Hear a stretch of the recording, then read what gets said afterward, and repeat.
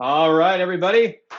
Welcome to your golden ticket to recruiting. I want to thank all of you for joining us today. We know it's a little hectic out there right now, so we appreciate you guys taking time out of your schedules. We're really here to add some value, get you guys maybe some tips and pointers that you'll be able to implement in your day-to-day workflows and running of your own desks.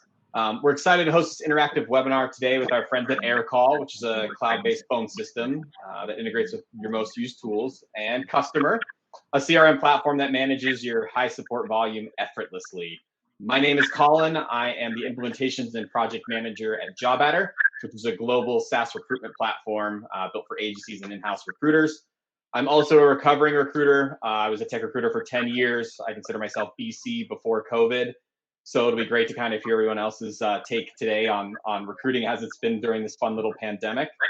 But from remote work to mass layoffs, social distancing, the recruitment field has been kind of crazy a little bit. So we're here to kind of do a deep dive into relationship building, candidate experience, pipeline, remote work, and all the things in between. As kind of an overview for today, we're going to be diving in to this discussion, and then we're going to let our talent experts introduce themselves. After that, we're going to head to kind of a panel discussion, which should last about 40 minutes, and then we'll definitely have some time there for Q&A, so feel free to start logging some of your questions. And the fun doesn't end there. We are going to have some digital networking for an hour after our event here. There's going to be some recruiter-led breakout rooms. You can interact directly with candidates, as well as some live speed dating interviews, virtual networking, kind of a good opportunity to chat with some of your peers one-on-one. The event will officially close at 7 p.m., so take your time and make some long-lasting connections. As a quick note, there will also be a recording of this, and we will make sure that gets sent out shortly after. So feel free to share that with your networks and peers, anybody that you think this might be of value or use for. If you have any questions during the webinar, please head over to the chat on the right side of the panel, and one of our moderators will assist you. But without further ado, let's get started. First, we have Nazy Kerr, who's the head of talent at Harvard. If you could introduce yourself, Nazy, that'd be great. Hi, everyone. Like Collin said, my name's Nazy. I'm the head of talent at Harvard. I've been there since early, and also touching some of our HR, D&I strategies, and our also people partner to my team. Awesome. And then we've got AJ Wallace, the founder and CEO of DataRock. Hey guys, I'm the founder of DataRock. It's a recruitment agency. Also the founder of Career Coach Today, which is a coaching company that helps international students get sponsored in America. So I'm happy to give some tips and advice. I've been mostly working in technical and data analytics recruitment for the last 5+ years. So excited to talk to you guys today. And we've got Alyssa Henriques, the people and talent operations at Customer. Yeah, hi all. Very excited to be here. I'm Alyssa. I work at Customer as our people operations partner, but I mostly work in HR, but also in partnership with our talent team to make sure we're, of course, identifying and bringing in folks to our org. So yeah, excited to be here. Awesome. And last but not least, we've got Kelsey Freedman, sales recruiting manager at HubSpot. Hello, excited to be here as well. Yes, I lead a recruiting team, specifically recruiting sales folks, but started my journey at HubSpot as a coordinator and have worked my way up. So definitely have hired a lot of folks across the business and excited to share some tips and tricks from recruiting in general, but also during this crazy time. Well, we're happy to have you guys all on board. I appreciate you guys taking time out of your days today. I know that's not always easy. We're going to dive right in here. So our first question is going to go to Nazy, but the question here is being in the recruiting world is all about networking, building relationships. How has your, that aspect of your job kind of changed with the recent circumstances? Yeah, I mean, it's so interesting because networking is, I think, probably the greatest way that I recruit talent and the most relevant talent for our vacancies. But I would say that the way it mostly changed is now everything's virtual. So the challenge there is making the virtual experience feel personal.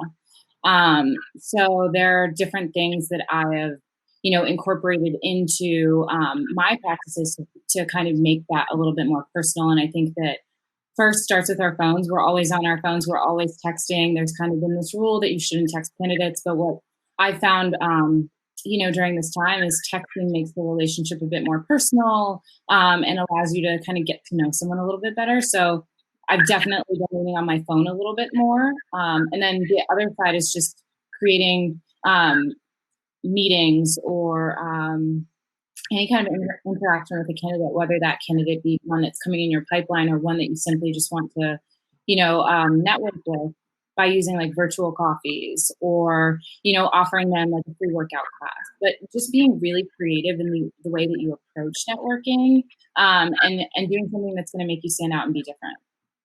Awesome. So a lot of out of the box thinking, still spending a lot of time there, making sure you're forging those candidate relationships. That's a lot of great stuff. That's good stuff. Next question here is how have you adjusted to remote interviews and the candidate experience? So how have you adjusted to these remote interviews, still maintain a candidate experience, it kind of differ from what you've done previously? Kelsey? Yeah, happy to take that one. So I think personally, like remote work is actually something that HubSpot's been leaning into a bit even pre-COVID. So while it's not necessarily like brand new to us, navigating remote interviews and a candidate experience during a challenging time is different. So if I were to give like one word of advice, I think I would say empathy. So I think as recruiters, we tend to be conditioned to be fairly empathetic, but I think we have a duty to really help our hiring managers be just as empathetic during this time. So really like coach them to not sweat the small stuff, like maybe Zoom not working perfectly or the internet going out during an interview. For example, we had one hiring manager today who was a little iffy on a candidate, and this was due to her like energy during the interview. And we talked through it a bit, and we agreed that maybe she just wasn't having the best day. I think during this time, people have their ups and downs, and encouraged him to provide her some feedback and to continue the process and see if she could showcase something different another day.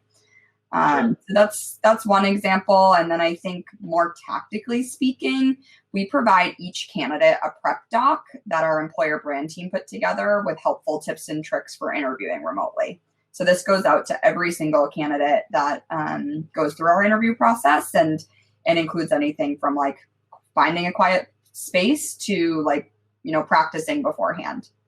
So I think all in all, like we all want our candidates to be set up for success, and really just, I would encourage you to like think of new ways you can scale to help prep each candidate and really feel at ease with the new norm. No, I love that. I love the empathy part. I think sometimes it gets lost as we as recruiters do enjoy the fact that we're helping people find work. And in this time, if you were, I don't want to say a pleasure as much, but in 2008 when that bubble popped and we had all those candidates kind of looking for work, the empathy had to be shown there too, and we're seeing that again. So I think providing that again improves the candidate experience. Even if there isn't an opportunity for you there, at least they've left having a good experience, feeling heard, not feeling lost in the shuffle, which I think happens all too common today. AJ, I know you've got some things to dive in on this as well. Can you run me through kind of what you guys have done now and how it's changed from previously? Yeah, I definitely agree with you and definitely with Kelsey. I think emotional intelligence is very important right now. Patience as well, and I think it's really important, especially from an agency standpoint, when you're working with candidates to try to put yourself in their shoes. For example, some of the candidates that I'm working with at the moment, they are working from home, but they are they are watching their kids at the same time. So there are situations where I call them up and I have to, of course, qualify them, and I hear the kids screaming in the background, and it requires patience. It requires understanding, asking the right questions as well, like what times are convenient for you to have interviews, when it's going to be, of course, peace and quiet. And before COVID happened, I used to offer to babysitting for my for my candidates to really try to be supportive as possible. But I think also what's important with remote interviews is doing a practice run. So often I try to get candidates on Zoom just to see potentially what their background is going to look like, potentially what they're going to wear as well. I've had a candidate who's worn a cowboy hat to his interview, and he got the job. but he walked in the office with a cowboy hat and he got it. So it's just also annoying, just because you're working remotely, you still want to make sure you're dressing up for the job, and of course you're meeting up to the client's expectations as well. But I think just making sure, of course, going through that practice run if you're using Zoom, but I let my candidates know to have a backup plan as well, just in case their Zoom is not working. Maybe you're using Google Hang. You may want to have Google Hangout. You may want to have Skype ready, and of course a cell phone ready as well. And just I think communication is key across all channels, because what we're seeing right now as well, candidates are having sometimes more than one interview. They may have three interviews with the same company, and you want to make sure your communication is good across on every channel, every level with each hiring manager. Just in case you can't get in touch with that hiring manager, you may want to probably have their number on file just to text them to say, hey, is everything all right? You got an interview, at 2 or 3. So I think communication is the most point I want to highlight for recruiters. I love that. Yeah. There's still little details that just because you're working remotely or you're working from home doesn't mean that you should forget. Yep. Next one I want to dive into, I'm going to punt this one to Alyssa at first. How's your onboarding been going now that's all 100% remote? Yeah, so I will tell you, we had to kind of pivot to a work from home, completely virtual onboarding, which has been very interesting, and we had to do it pretty quick. So two things I would say now that, of course, we're all working remote is I'm pretty sure we all across the board rely heavily on technology. So we've done that a lot to allow us to automate and streamline, say, communications and logistics for our new hires. The other thing is for onboarding, one of our focuses now is a lot more on virtual touch points with a new hire. So what we'll do, for example, is part of our onboarding, we now have a new hire buddy system. So we'll pair a new hire with someone maybe not on the immediate team so that you can kind of learn the ins and out of the org. And we use Donut for another example, which is a really great tool to pair new hires with existing folks to kind of set up virtual coffees and get to know them a little bit better. And really outside of that, I would say, of course, other than like our new hire onboarding sessions, which of course now are all over Zoom, we really kind of encourage our managers to hold team bonding sessions. So whether that's a virtual lunch or a game session, or I've been mulling around with the idea of a virtual scavenger hunt. I think that would be awesome. Ooh, I like that I idea. know, right? And I just think that all those things, I mean, they go a really long way to make sure that your new hire is integrated into the team and in kind of this virtual world. So. Awesome. I love that, Alyssa. I love that kind of personal touch, thinking outside the box, because I worked remote. I have for the last 8 years, and it's really easy to not feel included. And so the fact that you guys are doing these little touches there to make sure people are feeling included and tied into there, I think is awesome. It keeps the culture alive as well. Nazy, what kind of stuff are you guys doing? Some similar things we've done. Trivia has been a big hit for us, virtual trivia. We have a very I love trivia. we have a very competitive New York City office. So trivia has always been something that's been a huge, huge part of our culture. So we've made it virtual, which has been a really fun experience. And then some other things that we've done, we have always had new hires meet with different teams, but we've completely built out a much larger, sort of more robust touch point and meetings for new hires. So they're meeting with all department heads across all of our global teams. And then they're meeting with any organizations or departments that they'd be working cross-functionally with.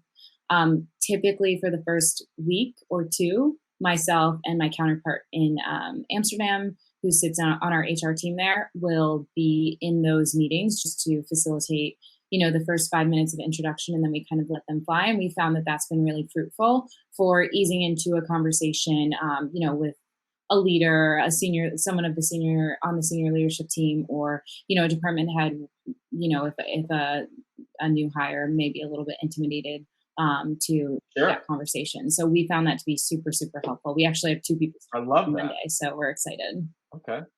I love that, kind of trying to keep the organization flat, make them feel comfortable. I mean, I know I would be intimidated if I just started my job and I see I have a call with a director that I don't know yet. I'd be terrified. So I love that you guys are trying to break that ice a little bit early and keep that communication line open. That's awesome. Yeah. On our next question here. Yeah, sorry, Nazy, I want to hear more. No, I just said especially for our BDRs. I can only imagine. Sales manager. Okay. Right now, there's a lot of people out looking for work. We all know this. Recruiting's kind of ebb and flowing right now. Roles are opening, roles are closing. how are you guys, putting a little touch on here, keeping that candidate experience alive, and really, delivering that unfortunate news, letting know jobs closed or they weren't a good fit. Kelsey, what kind of stuff are you guys doing there at HubSpot? Yeah, for sure. So I think this goes back to empathy in a lot of ways, and really just putting yourself in their shoes. As simple as it may sound, like I think meeting their tone and being really transparent. So, for example, just saying something like, I know this is really tough to hear and the uncertainty makes it much harder. Like really just being honest with the situation, I think is best. And then I think like most of us aren't going to know exactly what our hiring needs will be in the future. But if it's a candidate that you're excited about, I think it's important to let them know that. So don't make any promises, but I think reassuring them that they have a strong background and the team enjoyed their interviews, or, there could be a future opportunity, will really help you re-engage them later on. But on the flip side of that, I love that. Yeah. Yeah. I think on the flip side of that, though, it is important not to overpromise or like bucket everybody together. So don't rely on like, oh, we just don't have any openings. If somebody just isn't going to be a good fit, that only sets them up for disappointment in the long run, and they'll just keep nagging you and asking you if openings have come up, and you're not going to want to talk to them in the future anyway. So, just being upfront and transparent on feedback as well. I love that. I love the transparency. I love the open communication and the empathy and the honesty. I think you can't go wrong with that combination. And of course, like you said, setting realistic expectations. Hey, you're a great candidate. Our culture doesn't seem like it's going to be a good fit, but I wish you the best, as opposed to, yeah, maybe down the road we'll have something and brushing them off. So I love that you guys have that approach, Kelsey. AJ, on the agency side, what are you guys seeing over there? Yeah, I mean, it's just best to be honest. It's best to. I think I'm very honest with my candidates. I think that's why they like me. but I just try to, I try to offer as much feedback as I can. Sometimes, I think it's a lot of recruiters sometimes fail to mention the candidates if they're pricing themselves out, especially during a time like now where so many budgets are getting cut, even salaries are getting cut within organizations. I've been in situations recently where I worked with candidates that were on salaries at the 350 mark, and now they're applying to jobs around the 100, 150K.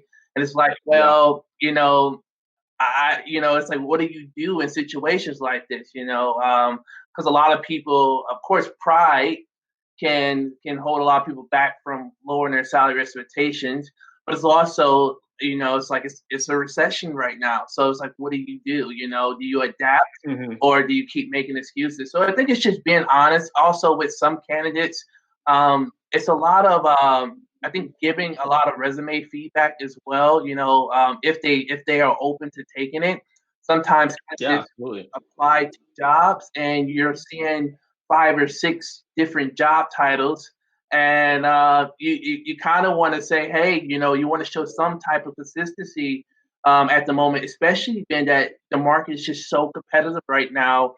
You want to make sure you're just taking that job description as much as possible on every level. And take that little bit of extra time, tailor that resume a tiny bit, even if it's just making sure a couple of those bullet points are hitting on those requirements.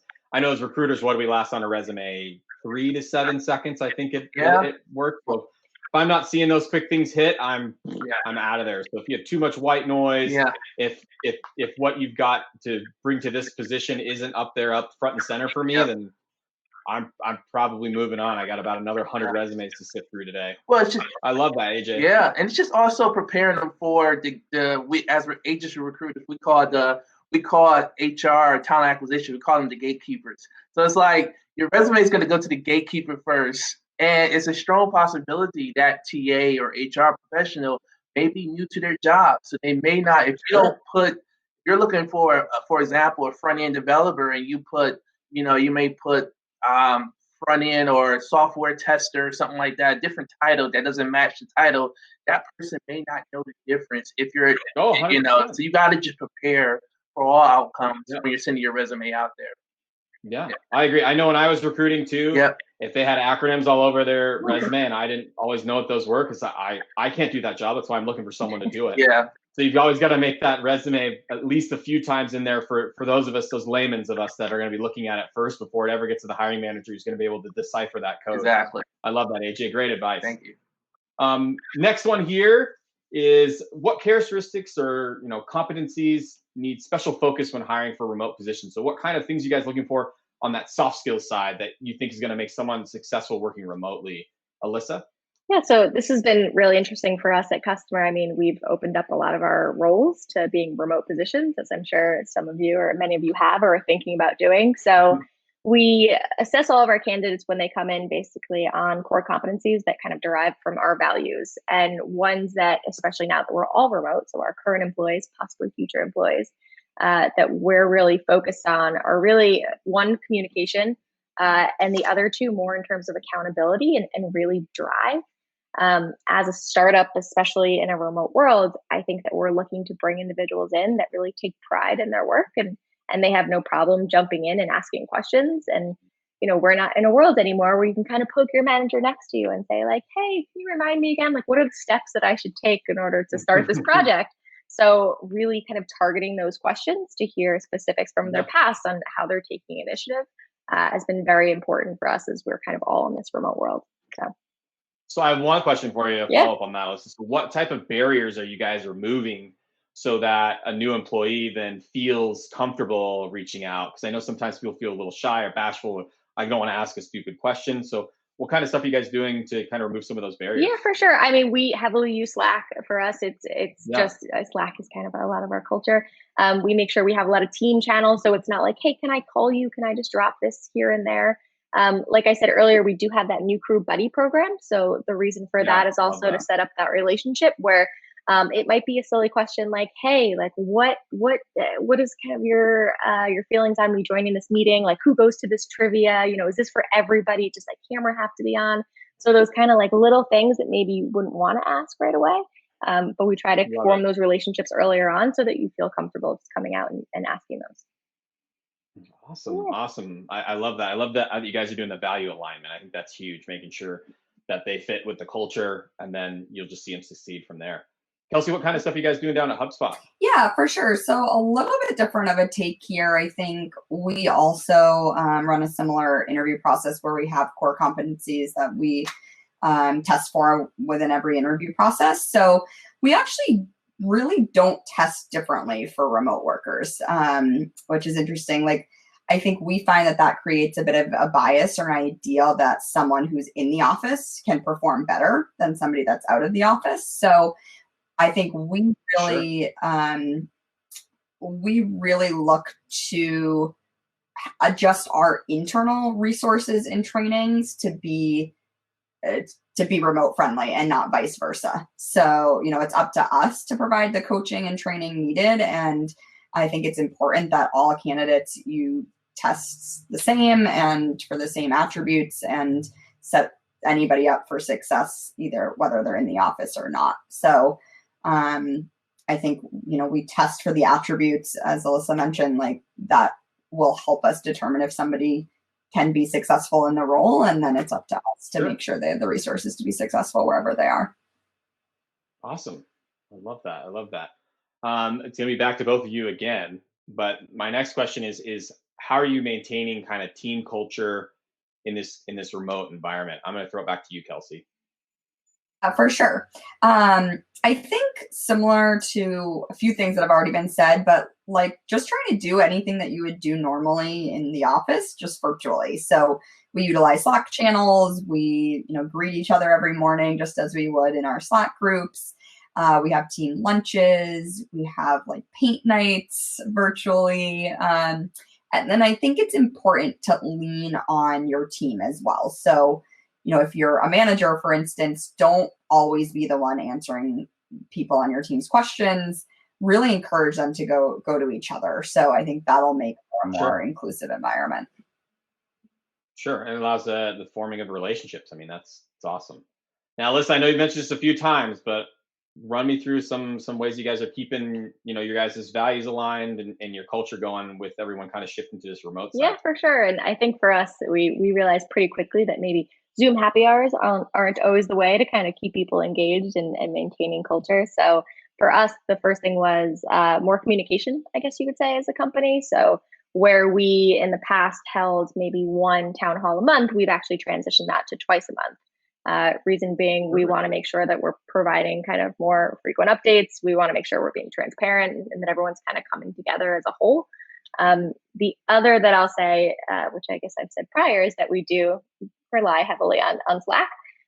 So kind of taking the time to really have fun, like Kelsey said also, and say good morning and have a little more kind of camaraderie. We started something called Fun Slack Friday questions, where kind of everyone, or not everyone, one person on the team will post a question on Friday and kind of see what the responses are. So for example, lately we had one that was like, what was your first job?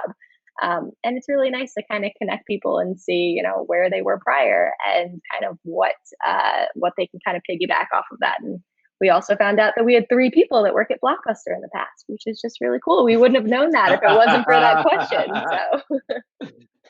So I love that. So my next question is to AJ, and then we'll loop back through Kelsey. But how can talent professionals right now lead and influence in these times to candidates, hiring managers? What can the talent professionals do better of to kind of ensure confidence?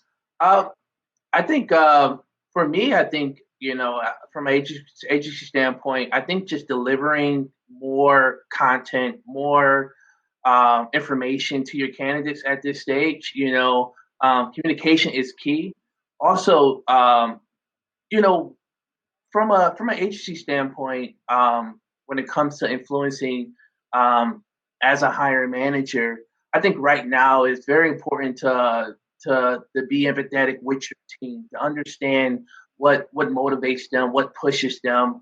Of course, because even though I love working remotely, a lot of people may struggle at home at the moment, with not being productive because they may not be used to it. So it's more so asking, hey,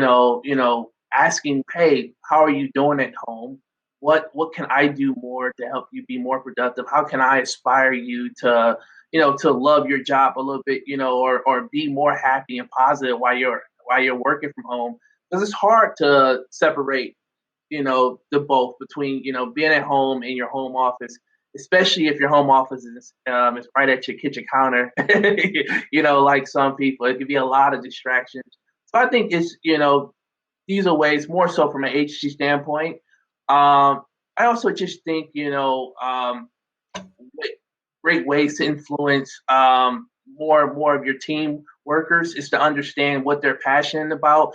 I think offering free therapy sessions is a big thing that we are starting to see through more organizations, because mental health is very important. I know when COVID happened in March and I was in the house for 3 months straight, I definitely know I needed some therapy because it was tough.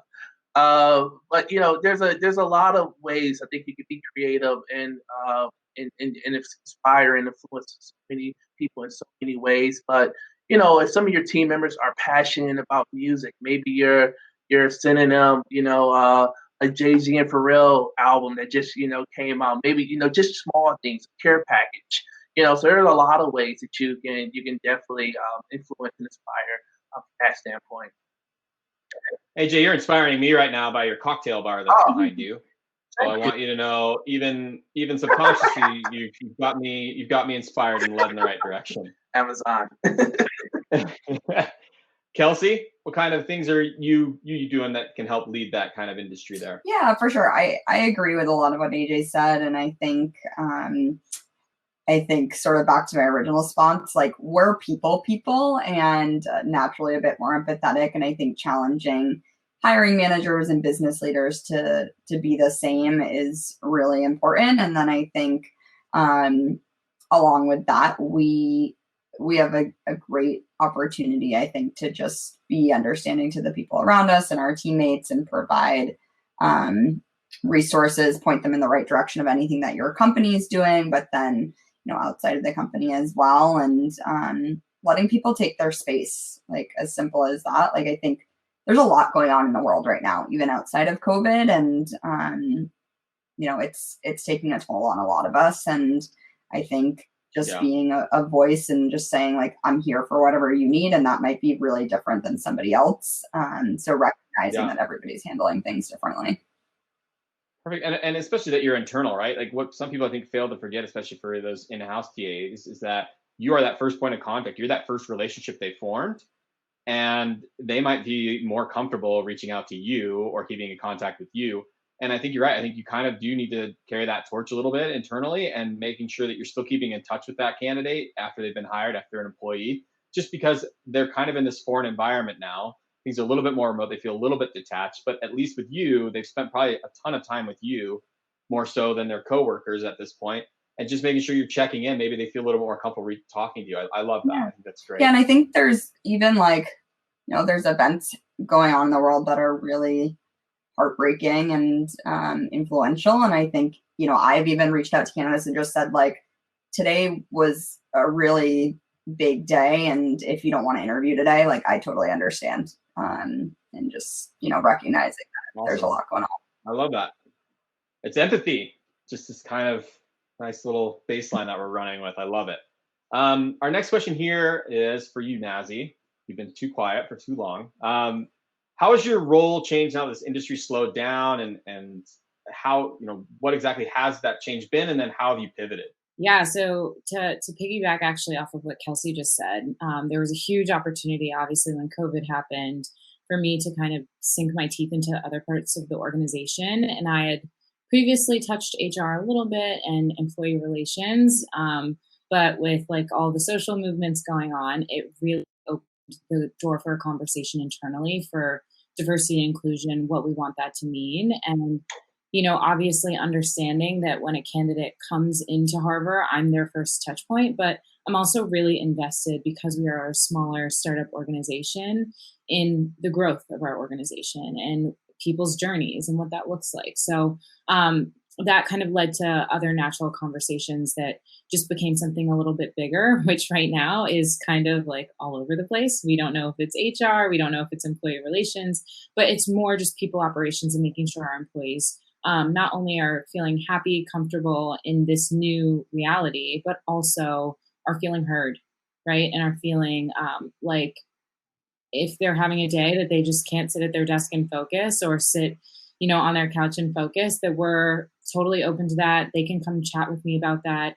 Or, if they need to speak with someone else, I'm happy to connect them. But really having a formal feedback loop or a formal channel for our employee relations has kind of become a part of my job, which has been really cool.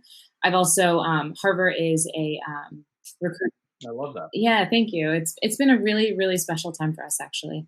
But our software, we are basically a recruitment software that allows our partners to be able to sift through their candidate pool very quickly and understand which candidates are relevant for the job. And we use psychology as basically the measuring system for that. And I've had the great opportunity to work with our people science team. There are IO psychologists, and take our recruiters' view on what our software does and how our partners interact with it, and provide some feedback. So this time, I think for anyone working in a startup has actually been really cool, because if you have other interests, I can only speak from my experience, but I've been able to kind of touch those and explore them. But I think that, we're all really fortunate to be working, and fortunate to be able to kind of scratch some other itches that we have during this time. Yeah, absolutely. I love how, I think sometimes, especially in-house, people forget, as a recruiter, I do fall under HR. And so kind of seeing where that gap is and jumping in to help, I think that's awesome. Kudos to you on that. Alyssa. Alyssa, I want Alyssa's. I don't want your AJ's. AJ's, you make a drink. I'll be back to you in a minute. I'll take one. So for us, my role is primarily HR. So of course, when as we started slowing down, as everything happened, we kind of scratched a lot of the goals that we had, and really wanted to focus on our internal folks and make sure that they felt supported, make sure that we were kind of putting things in place that allowed them to work primarily from home and kind of be productive. So for me, as well as for kind of my team, I mean, a lot of our focus was making sure that like we had guides on how to communicate, you know, because we think it's going to be so easy from going to the office maybe to being kind of home. But we have a good amount of parents, for example, and it was like, hey, we understand that we now need to be flexible, and we're 100% kind of open to and understand that you have other priorities that are very important going on right now. So just kind of making sure that we're also supporting our internal folks is what we've been focusing on, and also making sure that managers know kind of how to handle that, how to navigate that, and make sure that everyone feels like they can be their true, authentic, and productive self. Perfect. I love that. I love that. Our next question here is focusing a little bit more on pipelining stuff. So how have you maintained your pipeline during this time? What strategies have you implemented to accommodate the changes? AJ? Yep, I think key word for this topic is adaptability. You have to be willing to adapt and move forward. And communication is key. From an agency standpoint, I try to tell recruiters, go back to those first 5-10 placements and see where those candidates are now. It's amazing.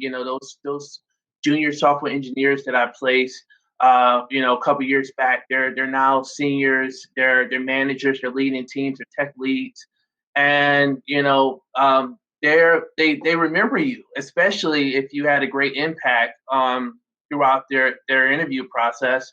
But most importantly, I think just adapting. I know right now for recruiters we use LinkedIn mostly, but there's a lot of opportunity on Facebook. There's a lot of opportunity on Instagram, on Twitter as well.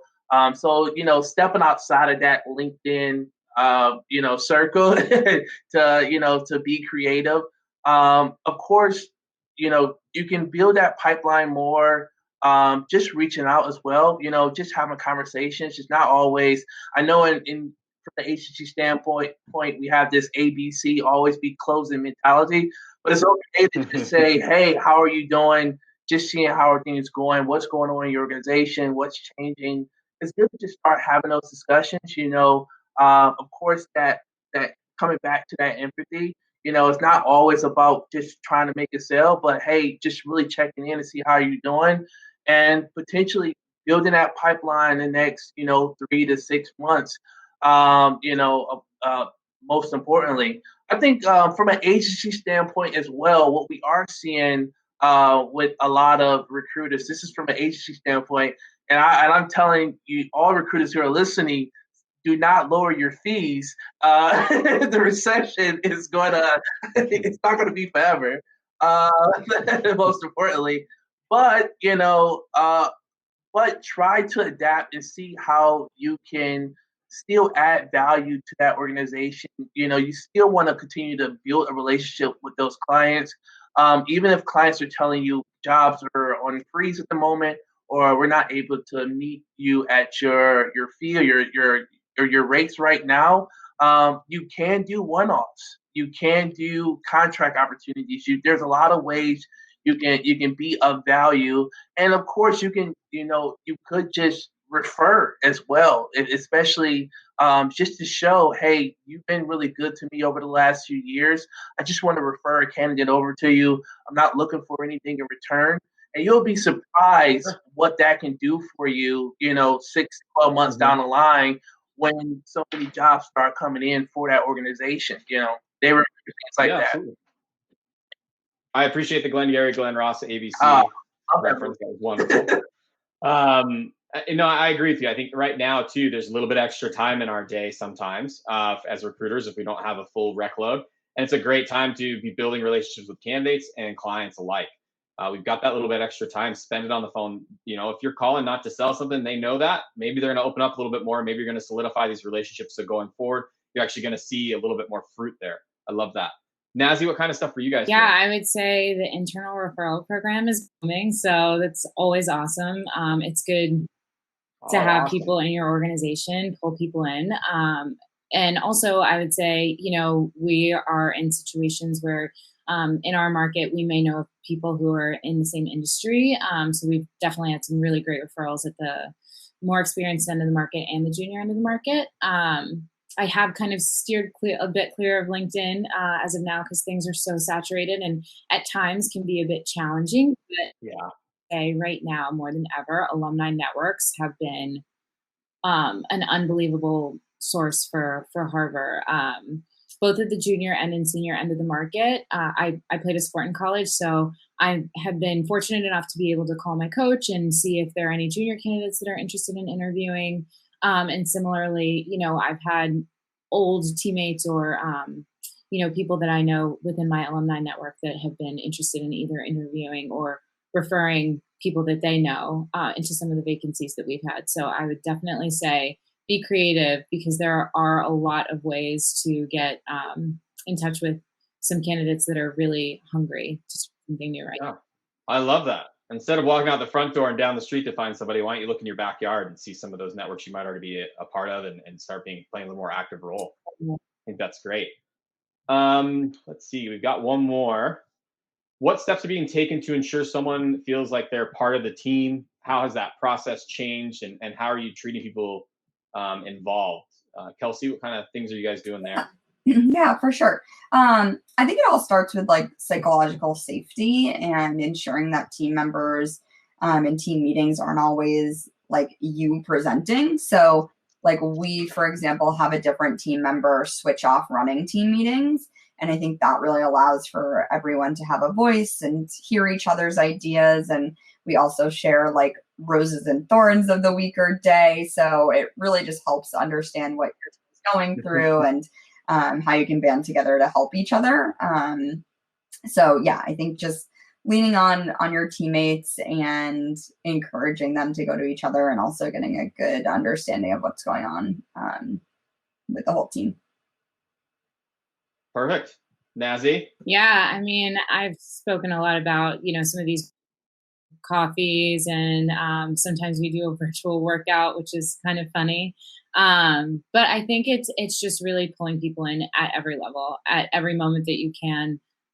We actually have had, since COVID started, a daily stand-up for our New York office. We're a small New York office, but it's an opportunity for each person to kind of talk about their objectives either for the day or the week. And then, maybe how that may touch another team. And it's been instrumental for, at every level, people feeling empowered to chime in and talk about what they're doing on their desk, to talk about their wins, to talk about some of the things that they're struggling with, and then to get organic help from the team. So we've had, customer success managers raise their hand and talk about something they're working on with a client. And actually one of our, account executives will chime in and say, hey, actually I worked with, a competitor of theirs. I can give you some insight into what that market is looking for. So it's been really, really fruitful to have that daily sure pain because it's at 9 a.m. every day, but it is a really great way for us to all be online, have our coffees. Sometimes we're a little, half eye open and have a good time, That's great. You always have to connect with your team too and not such a structured, this is a work meeting, here's what we're going to do. It's always good to have like those little quick stand-ups where everyone can just kind of decompress for a minute, talk about a rose or a thorn there for the day. We've all had those, aren't they so much fun? I want to thank all of you guys for your time today. We're going to dive into some questions over here. One that I really would love to get, Kelsey and Naz, I'd love to get your opinion on this one too. But a question from the audience is how are companies training their hiring managers to interview candidates with this new remote video interview thing? You guys had to take them aside and give them some tips and tricks. Kelsey, what kind of stuff have you guys had to implement or work on? Yeah, for sure. We haven't had to do too much new here, I would say, just because we were pretty familiar with the work from home life, whether it was like the hiring managers working from home themselves, even pre-COVID. So not a ton of new things, but I think we've done a pretty good job at ensuring that our hiring managers are still like going into an interview and asking, I'm going to be taking notes on this interview, and it's going to be a little weird because it's virtual and you're going to hear me typing, but like ensuring that they're 100% focused, like even going in and saying, just so you're aware, like I'm shutting off my Slack. I'm not like on the side doing other things because it's hard as a candidate. You don't really know if they're super engaged with you. So I think just reminding them that that stuff is still important during virtual interviews is probably my biggest takeaway. Nazy, what kind of stuff are you having to do and implement, or at least coach maybe? Yeah, so it was actually having all of this happen has been really great for us because it forced us to take a look at our interview process and make sure we were asking some of the right questions to extract the right data from candidates. So we kind of took a huge look at our structure and changed some of our STAR questions so that we were asking candidates questions that were really based on where we thought their skill set fit, and also that cultural aspect. We have a huge in-office culture at Harvard. And so this change has been very, very stark for us. So in terms of getting our hiring managers up to speed, we're able to give them sort of information that would help them with virtual interviewing. But then I think the biggest takeaway from or the biggest thing that we implemented was our feedback system. So we put together a panel of people that are doing our interviews, and then we have everyone fill out their scorecards. But after we all meet as a team, instead of just handing in your scorecard and kind of being done with Yeah. And then walking away. Yeah. Everyone has to kind of talk about it a little bit, and then you get, kind of the meeting of the minds, if you will. Exactly. And just kind of understanding different people's vantage points and explaining maybe why they chose certain scores so that everyone's on the same page and we're able to make a collective decision. Awesome. All right, Alyssa, my next one is for you. So now that a lot of your stuff's moved remote, the onboarding's remote now, the interview process, probably always had the phone screen and then brought them in, but now that's not happening. Have you noticed now that there's maybe it's kind of brought to light you guys have too many steps in the process? Are you trying to do anything to kind of make that a little bit more efficient so you aren't leaving these candidates out to dry for 3 weeks to just get through a pretty basic process? So are you guys seeing anything like that? And if so, are you making any that's a good adjustments? question. That's something we're actually assessing right now, because here at Customer, especially kind of as we go for the interview process, I think when we flipped to all remote, it was like, oh, we'll kind of keep it the same. It will just be over video, and we'll of course see how it goes. And we thought it was going to be great. But kind of, at least in terms of steps, there has been maybe some in terms of like aligning schedules, and sometimes technology doesn't work. And there's those little things where we're like, can we streamline this even more? What we've been focusing a lot more, which I said earlier, is more on those competencies and kind of assessing folks to make sure they fit within the org. And maybe that can take place of a different interview at a different time. So finding other kind of more creative ways to streamline it is kind of where our head's at, and at least what we're looking at right now. I love that. And now, AJ, I'm going to flip it to you. What are you doing to help coach candidates through this process that maybe now this remote process now is a little bit more arduous? It's a few more interviews than normal. Maybe it was normally a phone screen and come in for a quick panel interview and you're gone. It's a 2-week process. Now all of a sudden it's stretched out 3, 4, 5 weeks. How are you keeping these candidates kind of warm in the process while still providing a little bit of empathy and, let's be honest, allowing them to voice their frustrations while you're quietly screaming in the back corner? It's hard. I cannot. I don't think I have I could see that one hit home. I saw that one. Yeah, I don't think I really have I mean, we're all human at the end of the day, and I'm very honest with, even as an entrepreneur, as an agency recruiter, I'm very honest with candidates, and I tell them, hey, I know the circumstances. I know what's going on at the moment. In all honesty, you have to do what's best for you. I tell candidates, because nothing's promised, and I wouldn't want a candidate to wait 5 weeks for a certain employer if something comes up for them. And I think this is just me being a human being. This is just me being, I would want someone to do the same for me as well. Versus, I know sometimes some candidates come across recruiters, we don't let them know the time frame. They may know it may take up to 5 or 6 weeks. I just tell them up front, like, this is the situation. Try to be transparent to prepare them for that situation. But I guess try to motivate them, of course, sometimes as well. Try to see if there's, if I can coach them, if they're going through other interviews, try to see if I can coach them and help them with those interviews. Even if I'm not representing them, just putting it out there, to try to offer some help and feedback. I love that, AJ. It speaks to me because I was the same way when I recruited. I always said, like, you taking this job is a Tuesday for me, but it's a life-changing choice for you. You've got to put food on your table. That decision's not lost. And I think, and I imagine you found this too, that when you maintain that transparency, it was very infrequent that I would have a candidate ghost me after interviews or take another job and not let me know. And I'd be the first one to give them a high five. Even if it wasn't my rec, it doesn't matter. If they found something that was going to work for them, I was happy for them, because again, that's a life-changing choice for them. I'm going to show up tomorrow at 9 a.m. regardless. So I love how you incorporate that in your everyday workflow. That's awesome. We've got a good question here that I really like. Has it been easier to find people for open roles due to mass unemployment, and are hiring managers being more picky than usual?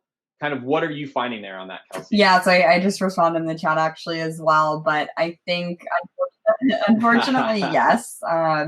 There's a lot of talented folks that unfortunately have been laid off, and I think it's, at least from our perspective, like we had the highest number of inbound applications ever last month. So I think I'd encourage you to try and use your connections, take a look at LinkedIn, see who you're connected with, try and send a quick note, but really go back and try and match your experience to relevant job descriptions as well, instead of just like blasting out resumes. Go back and make sure it's really thoughtful and standing out to whoever's on the other end looking at it. Awesome. And then I wanted to go back to you, AJ. What are you seeing? Because you're across different brands, different companies. What are you seeing? Are hiring managers being a little bit more picky? Do they feel like they're drinking out of a fire hose? Hiring managers are picky, mate. They want unicorns. And they don't want to pay for them, and that's the important part. They don't want to pay for them. Oh man, and I come across unicorns a lot. And it's understandable. But I guess, as you kind of got to ask yourself as an organization, as a company, if I'm bringing in, if I want the best of the best, how do I want to start off our relationship? If I know you're worth a certain amount of dollar or maybe shares in the company, do I really want to start you off at the same level as someone who's mid or junior, knowing what you can bring to us? It really, and I guess it doesn't offer a lot of certainty that candidate's going to stay there, especially for this. Because right now, the fear for myself, and I think a lot of organizations, is that a lot of people are hiring people and getting them at low salaries for the recession. Yeah.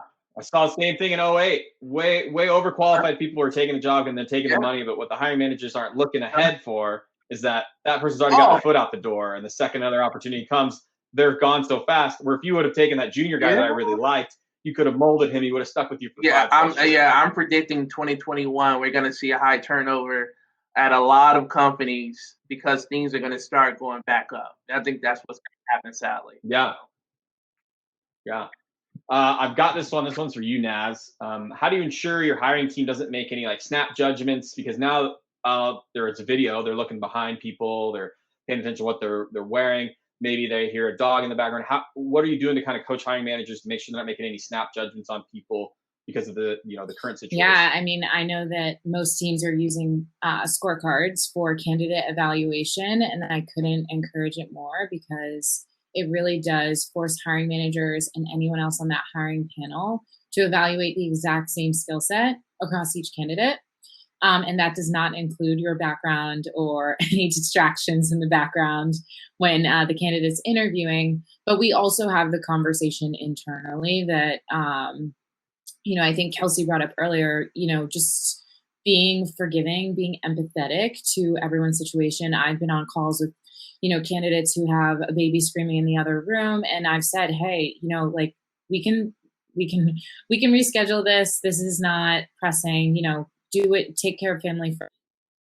I think it's just having a level of empathy. With that said, all of our hiring managers are in similar situations where they're either bouncing from New York City apartment to summer home, or are, visiting family and there are small children in the background, or they have dogs, whatever. But I think it's just having the conversation of empathy. And if that does get brought up as a point in the review, just reminding the hiring manager, hey, listen, that's not something we're evaluating candidates on. So I think it's just being that constant, gentle reminder to your hiring managers about what exactly the criteria is that we're looking for and how we're fairly evaluating that across the board.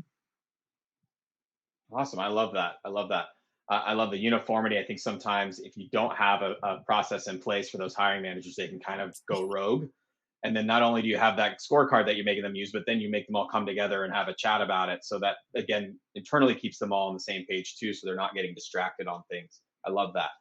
All right, this is a question that's going to go across all of you, and you're going to get about 30 to 45 seconds. If you go over, I will mute you. Okay, probably won't. But the big question I want to hear is now that we're seeing all this forced remote work, you're getting a lot of these companies that were 100% against it that now realize, wow, why are we paying for this huge office space? Everyone's being more efficient. We're getting all the work done remotely. So how do you think that's going to affect the talent pool and candidates going forward, Kelsey? I think it's great. I think it'll diversify the talent pool. I think we can reach such a broader array of talent and different types of backgrounds and people that we normally couldn't. So I'm all for it. I'm a fan. Awesome. Alyssa? 100% what Kelsey said. Also, we at Customer have also said, okay, we're okay to hiring these roles remotely, and we're really excited about it. I mean, there's kind of untouched maybe states we haven't looked at before, and there's great talent out there, and now we can kind of bring some of those folks in. So it's exciting. All right, AJ, you're up. I'm going to be remote the rest of my life. So but I think it's just good that especially here in the U.S. that we're having that discussion now. I feel like we're behind when it comes to remote working. Yes. I've lived in 4 countries, so I just know, it's definitely a discussion needed. But also, I'm a big, I always used to question, where did the 9 to 5 come from? Because, like I said, I'm more outcome focused than time spent in the office. If I can do my job in 3 to 5 hours, I don't see, I'd rather spend more time with my family or with my friends or traveling and stuff like that. So I think it's important that this is happening because we now can have these discussions and find more creative ways to be more productive as well. How can we give more people time back for themselves? Yeah. I love that. And I think we're going to see this kind of little revolution of it happening. And I think we'll know when it's truly hit when you start seeing like advertisements for new apartments, and there's going to be like 2 bedrooms in an office. So you're going to start seeing it being incorporated into everything. That's going to be my internal little like, aha, it's finally caught on. Nazy? I mean, AJ basically stole the words out of my mouth. I was just going to say, I think we used to define happiness, the happiness of our employees in terms of what happened in the office, but now giving them that time back has really changed that notion of happiness and what that means. Allowing people to, have the freedom or flexibility to spend that time with their families instead of commuting, or spend that time doing something they love, where able that for a couple of hours on the weekend. I think it's really, really special to give people that flexibility, because I think that people are so much more focused and productive now when they are working, as opposed to, kind of when you can, have a water cooler conversation or a coffee with someone and you're kind of wasting time throughout the day. But people are really dialed in and focused now. I'm finding anyway at Harvard, which is cool. No, yeah, I completely agree. I've seen it. Like I said, I've been remote for 8 years and I've loved every moment of it. And I love that companies now like yourself, Alyssa, Kelsey, you guys are putting these things in place to make sure people who are remote feel part of the team. Because the thing that you feel like you're missing are those water cooler conversations, are the fact you could tap someone on the shoulder and chat with them for a little bit. But in the same breath, if we start putting these things in place, these trivia nights, Jeopardy, having these Slack channels be open for everyone to kind of check in, say hello, you're not losing that. People still feel a part. I think especially now that video, and I know the US market was just so apprehensive about getting into video chat. I know as an APAC company, every time I called anyone in APAC, they were always on their video. And then the US, it's like, so I love that that's kind of becoming more of the norm now. I appreciate all of you guys coming today. You guys brought some great things to the table. I hope everyone at home was able to take some valuable stuff away and maybe apply that into their TA, their program, how they can incorporate some of this stuff as well as those agency guys out there, AJ, who can take a little bit of what you said and dive in. For those of you that would like, you can hop over to our networking piece. It's over there on that left side, as well as any of our breakout sessions. But thank you guys so much. We're going to send a little recording of this all home with you guys here in a little bit after it gets all rendered and all that fun stuff. And they make me look prettier, which I know doesn't seem like it's possible, but there's some filters we could throw on. So thank you guys so much. Thank you to all of our panelists and everybody that showed up. I really appreciate it. Thank you. This was great. Thank you all. Thanks, everyone. Bye. Bye, Thank guys. Okay, we can go ahead and get started, AJ. I know we have a few prompts, so I don't know if you want to like maybe just take turns, and then we can just kind of have a conversation about networking is really why we're here, and our job search during this time. Awesome.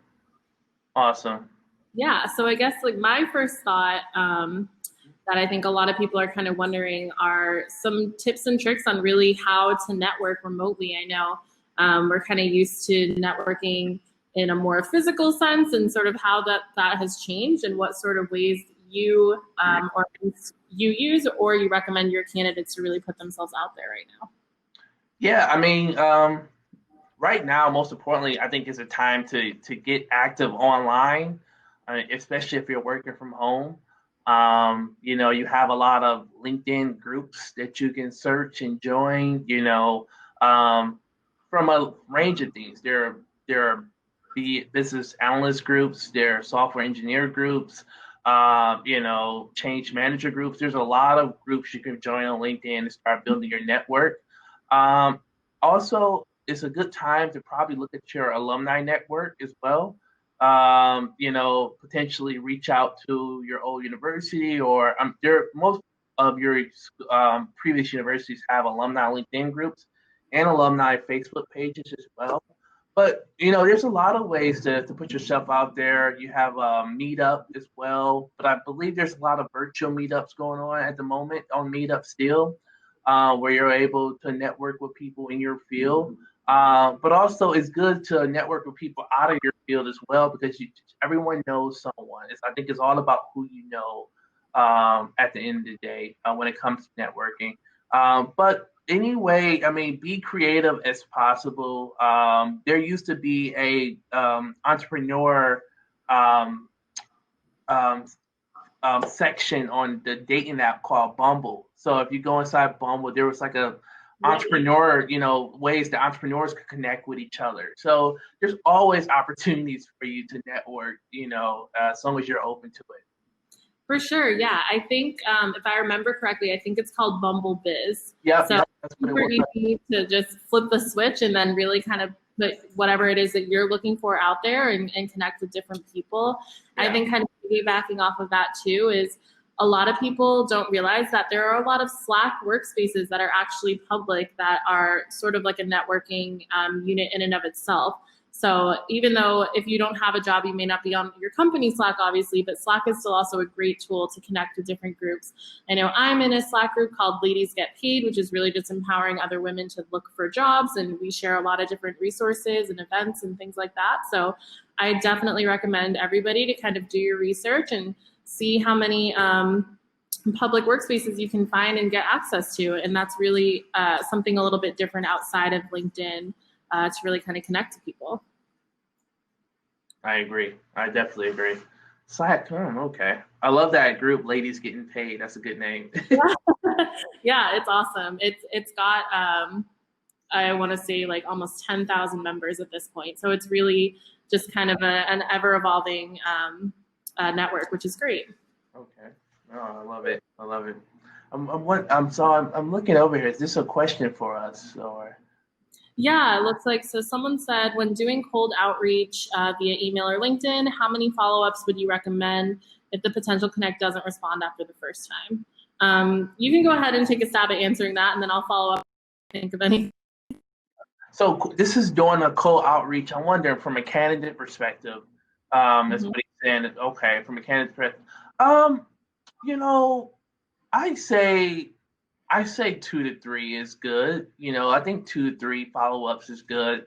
You know, and I don't think it's just also be creative in your follow-up. You know, try to stand out when you are sending a message to that person.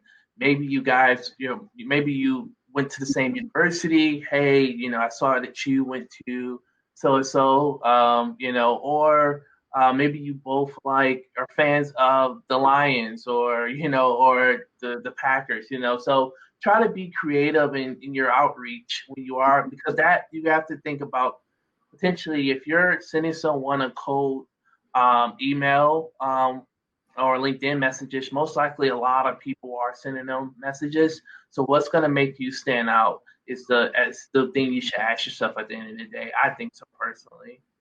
Yeah, I think in addition to sort of making sure that you're really kind of taking the time to personalize this outreach too, I think also everybody should kind of be mindful about how you're asking the question and sort of approaching it more from like you're asking a favor and you're kind of wanting to learn and sort of get an education around what it is that you're trying to answer instead of asking them to necessarily do something for you. A lot of people get outreach being like, hey, I saw you're hiring, can you refer me? Or something along those lines. And it really kind of puts people off to kind of just come out cold and ask for something.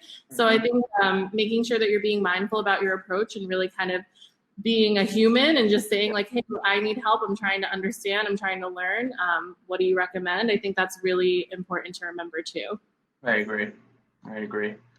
So Trish asked, when applying to a job via a company online portal, is there anything that a job seeker can do to follow up on the status, especially if no communication is sent once submitted, or if there's no response after a few weeks? That's a good question. You want me to answer this, Becca, or you want me?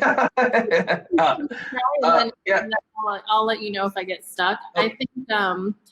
I think something that's important to remember is, especially right now when so many people are unemployed and so many people are looking, that equally means that as recruiters, we're getting just as many, if not more, applications than we're used to. So it's going to take a little bit of time for us to sort of adjust to that volume. And it's kind of the discretion of the company or the recruiting team to really be communicative. Unfortunately, not every recruiter is as communicative as we'd like to be. And those are kind of the recruiters that give us all a bad name.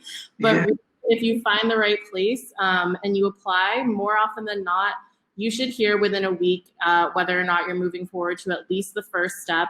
If you don't, and it's something that you're really excited about, it's something that you really believe firmly that you're a good fit for, I wouldn't hesitate to reach out to somebody on LinkedIn and just message, see if you can find a recruiter or an HR person or who you think that hiring manager would be, and say like, hey, I applied, I haven't heard anything. Just see if they have any feedback for you at all. If not, if you do and then they don't sing anything, then I think that's kind of your sign that you can move on and kind of focus on other roles. But I definitely think following up on the status is not something that you should a few days and you really are passionate about the role.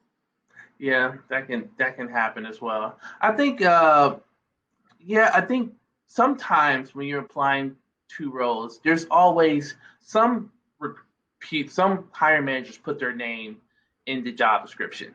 So, sometimes there is an email for you to follow up on, or there's a name where you may be able to send them a message.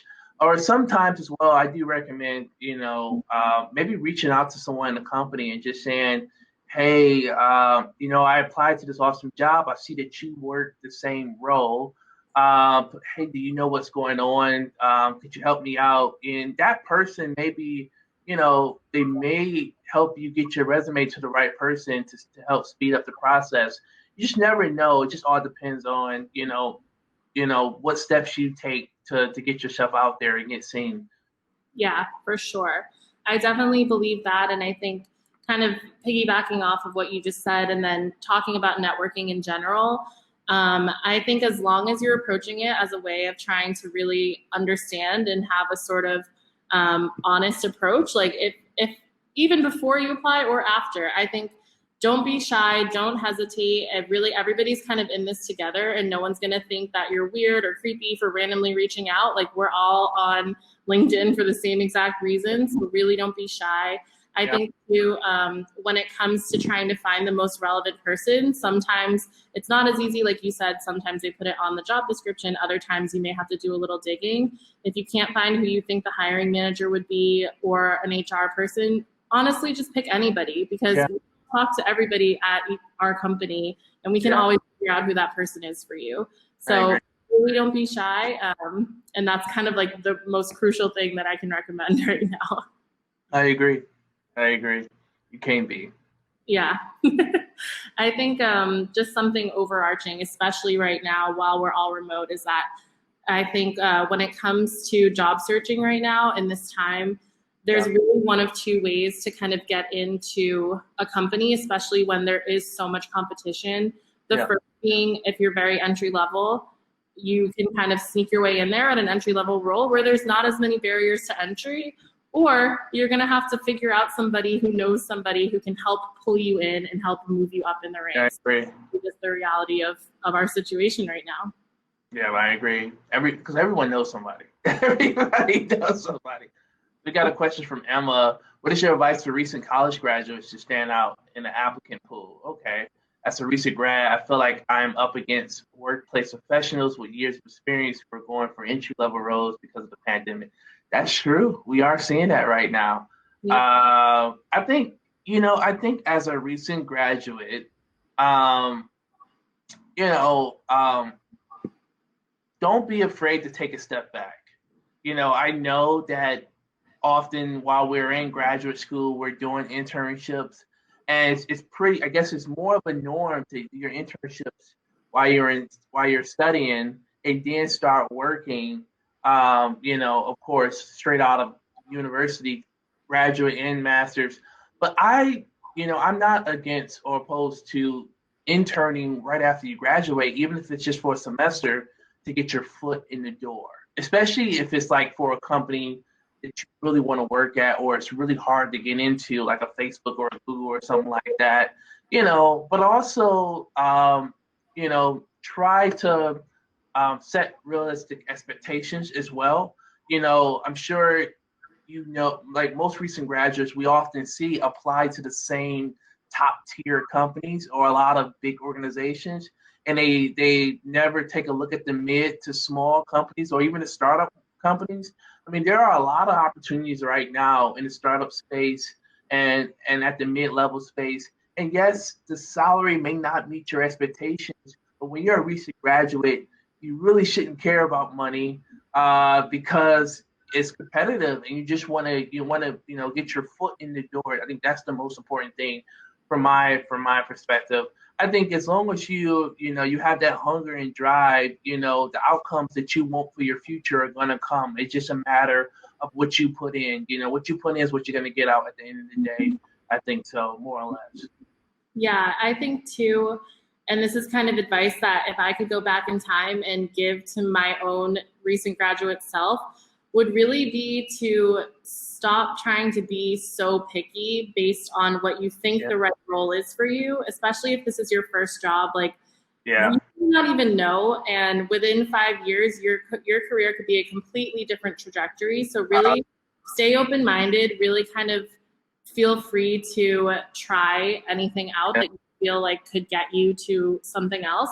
And also, if you're having a hard time finding a corporate job, also keep in mind that there's no shame in working a non-corporate job that may lead you to transferable skills that could get you to something else. I've seen so many times where we'll have applicants come through where somebody used to work on a retail floor, and then within 6 months they became a manager of a store, and that shows me that you actually do have drive, you have ambition, you can manage people. These are all things that you don't in an office behind a computer for. Don't be afraid, and my kind of advice to myself would be, don't be snobby about the type of job you think you deserve right now. Also, it's not like you were very snobby. Or you very picky? I very much did that, and I wish I could go back and just do something. I agree. I think it's important to keep in mind that this is just kind of a blip right now in the job market. Things will even back out, and if it takes for you to do something that's maybe not your dream job at first, it'll long as you're doing something that will help get you to that point within a few years, everything's going to be You know fine. what movie I watched last night that reminds me of everything you talked about? So I watched The Devil Wears Prada last night. And it's weird that and I recommend, you guys to go watch that movie if you haven't, because I mean, the story of someone trying to become a journalist and end up becoming a personal assistant to someone high up. She gained so many skills. But I mean, I think if I can go back, my first job, I worked as a teacher for free in Spain. I taught English for free, and I stayed with a family and taught private lessons to make money. But if I can go back, I mean, especially if I was in a situation like this, I would probably be a personal assistant to someone that I admire. But I think I would learn more than what I've learned in college, to be honest. On so many levels. But yeah, I love that movie. By the way, it just made me. I love it. That's a great movie.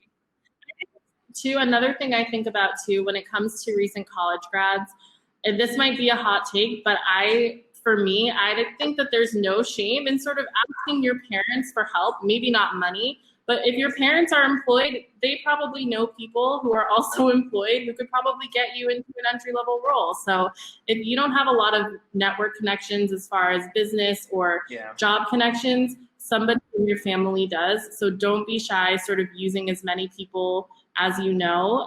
Sometimes I know a lot of people have parents that own their own business. See if there's something you can do to help out. It's really crucial to just be doing something that's helping you better yourself instead of just kind of struggling and really kind of getting down in the job search and really getting discouraged, which is what happened to me. And that's kind of why I advise, like, do anything that you feel will be relevant for your future. Would be open to relocating. I think right now, it's the best time as a recent graduate to take advantage of the market. I feel like the job that you really want, you can have, even if it's in Alaska, I'm going to Alaska to get it.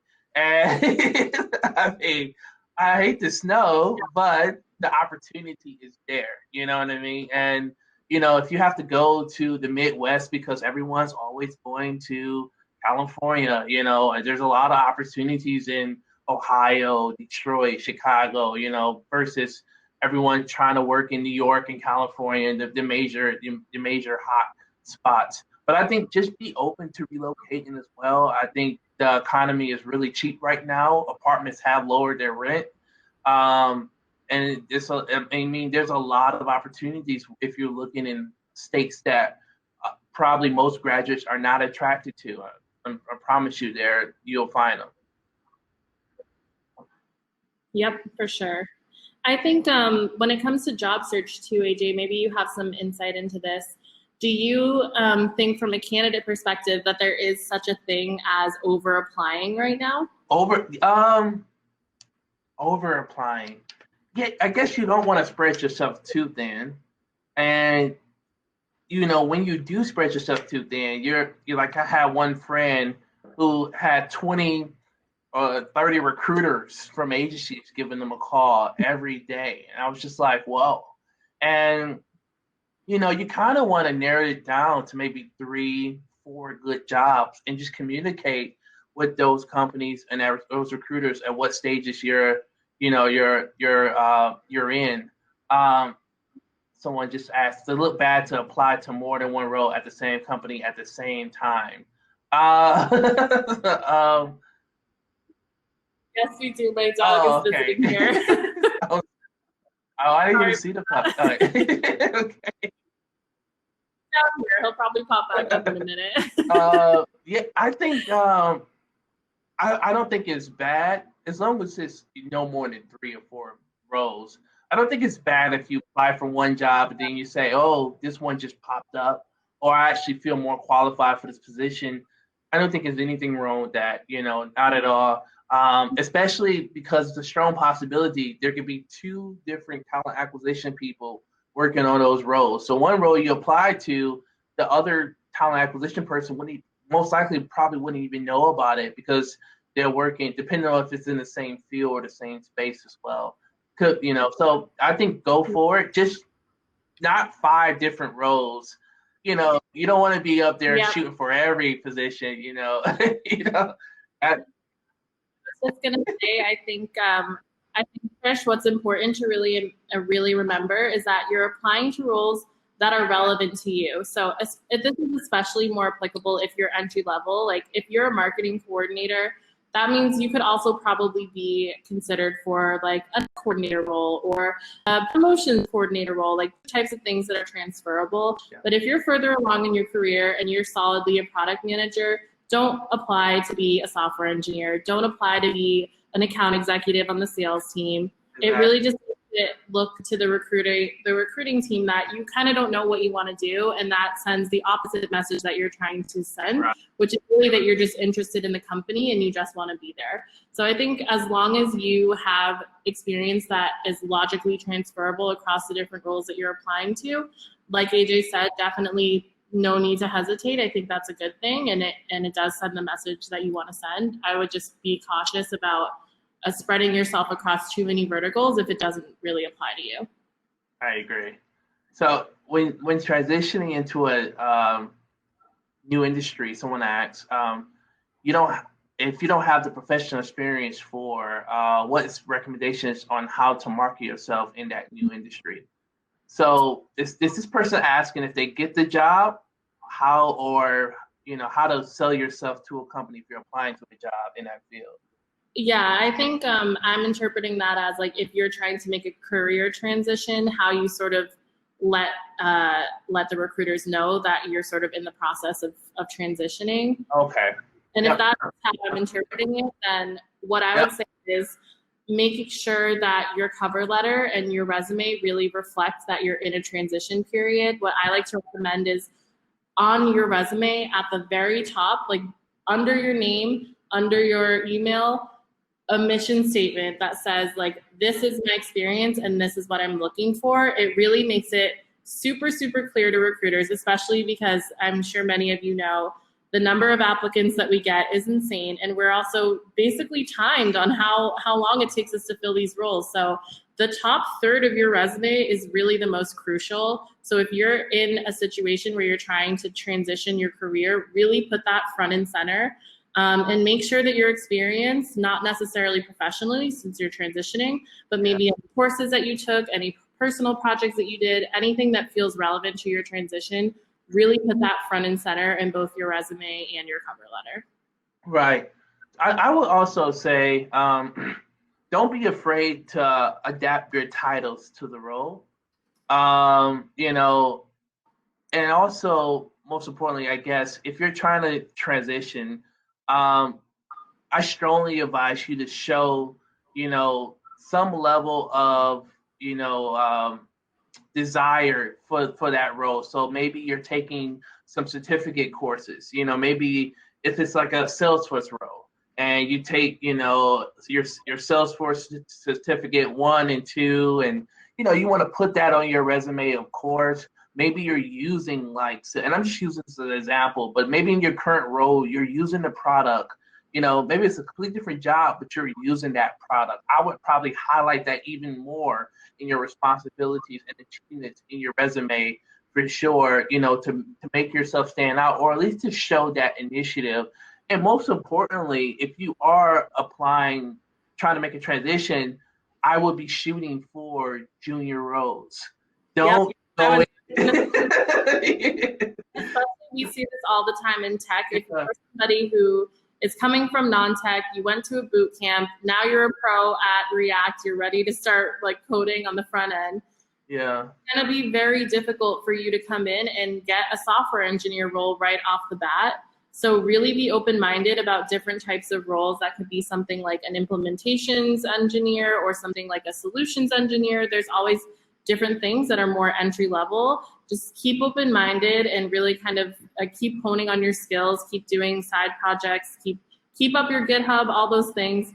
But that's really crucial, is like you said, AJ, really remembering like you basically have to start over your career. You're not going to be able to transition from manager level to manager level or something equivalent if you're making a completely different switch. Yeah, but it's not to say you're going to be there forever. I mean, Yep. It just showing that being modest and being humble enough to start off at the junior level, I've seen juniors easily transition back to those manager roles within 1 year. It's just to show, hey, I'm willing to do whatever it takes to master this craft and this skill. I just want a chance. I just want an opportunity. And you just have to be willing to show that. Definitely. I'm trying to think. We're almost at time, actually. I believe at 5:30 we're supposed to hop into the networking portion, which is sort of a live speed interview situation. So if anybody here that's viewing wants to do that, then absolutely we'll be over there. And then I believe we have 5 minutes to get to know everybody. So that's great. Oh, it looks like I hit the nail on the head about changing from sales into data. So yeah, that's super, super important. We all said, really kind of being adaptable and open-minded is definitely the way to go when you're transitioning. Yeah. Yeah, I agree. No problem. If there's any other quick networking tips, I know something that I like to recommend to people too is if you think about how we networked back when we could actually get together in person, a lot of that would be like asking somebody to meet for coffee. And since you're asking for the favor, you're the one who typically buys the coffee for the other person. I think if you're asking for a favor virtually, no harm in sending a $5 or $10 Starbucks gift card or an Uber Eats gift card or even a Venmo or whatever you feel is appropriate. That's really kind of how you can transition what we used to do and make that more virtual. Yeah. You can be creative in a lot of ways. I mean, most of the people that you network with, you may have their office address or their home address. Maybe you guys are networking, but you can do you can Uber Eats Starbucks to someone's house in the morning. So there's a lot of ways to be creative when it comes to networking from that standpoint. But I guess you can also start setting up those in-person meetings 3 to 6 months down the line. Say, hey, I know a lot's going on, but I just want to start the year off right next year. How about we put something in the calendar for January, February, when things hopefully gets better, Yeah. I don't feel confident, but yes. All right, so we're heading over? Okay. Of course. You're welcome, everybody. I hope that you all found this helpful. I will be over in our speed interview section. I know you may be too, AJ. So if we happen to bump into each other, anyone out there, I'm excited to meet you guys. Thank you, guys. All right, thank you. Great chatting with you, too. You too. Bye. Bye. So welcome, everyone. My name's Danielle, and I work on the talent team at Aircall, one of the companies that's been putting on this panel. So Aircall is a cloud-based business phone system, and I do the North America recruiting for Aircall. And my name is Justin. I work at Customer. We are a CRM customer service platform, and I've been with Customer for the last 2 years, and I work on their business team. So I hire everything from sales and marketing to finance, people operations, all across right now the US, but we just started expanding into Spain and Europe, so eventually going global. Okay, today we're going to cover various topics, and we would love to get questions from the audience as well, so that we can answer questions that are more specific for what you might want to know. But so we're going to be covering resume and interview tips. So we'll go ahead and ask each other some questions, but we'll be able to just switch over to your questions as well. So we definitely encourage them. So Justin, I'm going to ask you, so what do you think makes a good resume, and how long are you looking at a resume as a recruiter? Yeah, great question. I think, when looking at resumes or going through applications, you have probably 5 seconds to kind of catch the recruiter's attention, right? We're going through, I think today, one of my jobs just overnight had 150 applications, right? So there's a number of applications to go through. So you have a very small window of time to catch our attention. I typically like to say the top like third of your resume is like the prime real estate. That's what I'm looking at right away. You want to put like keywords and things that are going to stand out, but I also am a firm believer in like less is more and keep it simple, right? You know, I tend to tell people don't put too many graphics and block colors and things on there because, you know, just because you think it looks cool doesn't always mean it's like attractive to me, right? I'm not looking at the design of your resume. I'm looking at the keywords and things that you've done. So that's important. I think consistent job titles as well is important, right? You want to make sure that, you know, there's consistency in your role and what you're doing. I don't want to see that you were this and then you were this and then you were this and they're all unrelated. So I'm a believer in like kind of keeping the consistency. Yes, obviously like career paths and whatnot change and take you places, but you know, I think that's super important. And then my last note, and I can kind of flip it to you, but when you're applying to jobs and submitting your resumes, you know, make sure the bullets that are on your resume reflect the bullets that are on the job posting, right? If they're not related to each other, or there's no correlation, you know, I'm not going to want to be curious to talk to you, right? You know, make sure that you're doing some customization if needed to make your resume kind of reflect the job posting that you're applying to.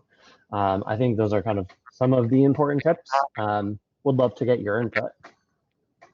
Yeah, I definitely agree with a lot of the things that you've said, if not all of them. I think that when I first look at an application, I'm going to look at the resume for 5 seconds, similar time to what you said. And then if it in the first 5 seconds seems like something that could be a match, then I'll spend more time to look through the rest of the resume.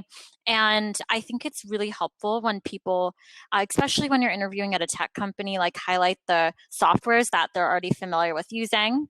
So if you know a data analytics software, like you know how to use Looker, or you know our internal communication platform like Slack, or even just things like Google Docs, Google Slides, like that's very useful for candidates, I think, that are interviewing for Aircall to already know how to use. If it's sales specific, like knowing already how to use Salesforce, Outreach, SalesLoft, for customer success, to Tango is what we use internally for managing our customer account health. So knowing those softwares, highlighting those softwares in a section as well as in the bullet points of your description are very helpful. And then I think let's not forget about LinkedIn either. So I don't know if you do this, Justin, but whenever I look at an application in RITS, we use Lever. If I see the candidate put their LinkedIn profile, or even if they didn't, I'm going to look them up on LinkedIn to see if I can find the LinkedIn. And then I'm just going to look at that first. And so when people have bullet points on their LinkedIn profile, I'm just going to use that instead of the resume. And then if I still have questions, I'll go back to the resume, or just then glance at the resume after. But I do prefer to use LinkedIn as well. So I definitely encourage anyone that's looking for a job to put time into building not just their resume, but their LinkedIn profile. And that way also, you know, when you're looking at jobs, then you can see if you already are connected with people that work at that company. So it also gives you the ability to see if you have an in as well. So I think it's doubly useful too. And then there's the recommendation section at the end. You can ask people you've worked with in the past or people in your network to write recommendations for you that I will read if I see that there are recommendations at the bottom, or if I saw that you did a certification for different skill sets. So definitely don't forget about LinkedIn too.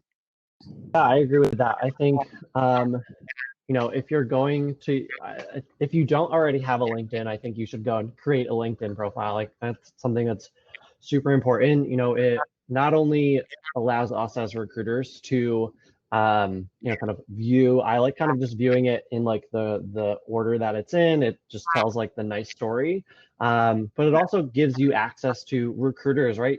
In addition to like the ATS, I'm spending 90% of my day on LinkedIn, like sourcing for candidates and doing outreach. So if your LinkedIn profile isn't like beefed up and looks, it doesn't have all of the detail that your resume does, I'd heavily recommend doing that because, when I'm sourcing and looking at candidates, again, it's pulling all of those keywords that you've put in your profile for me to look at. Similarly, like you said, the recommendations, I look at that as well.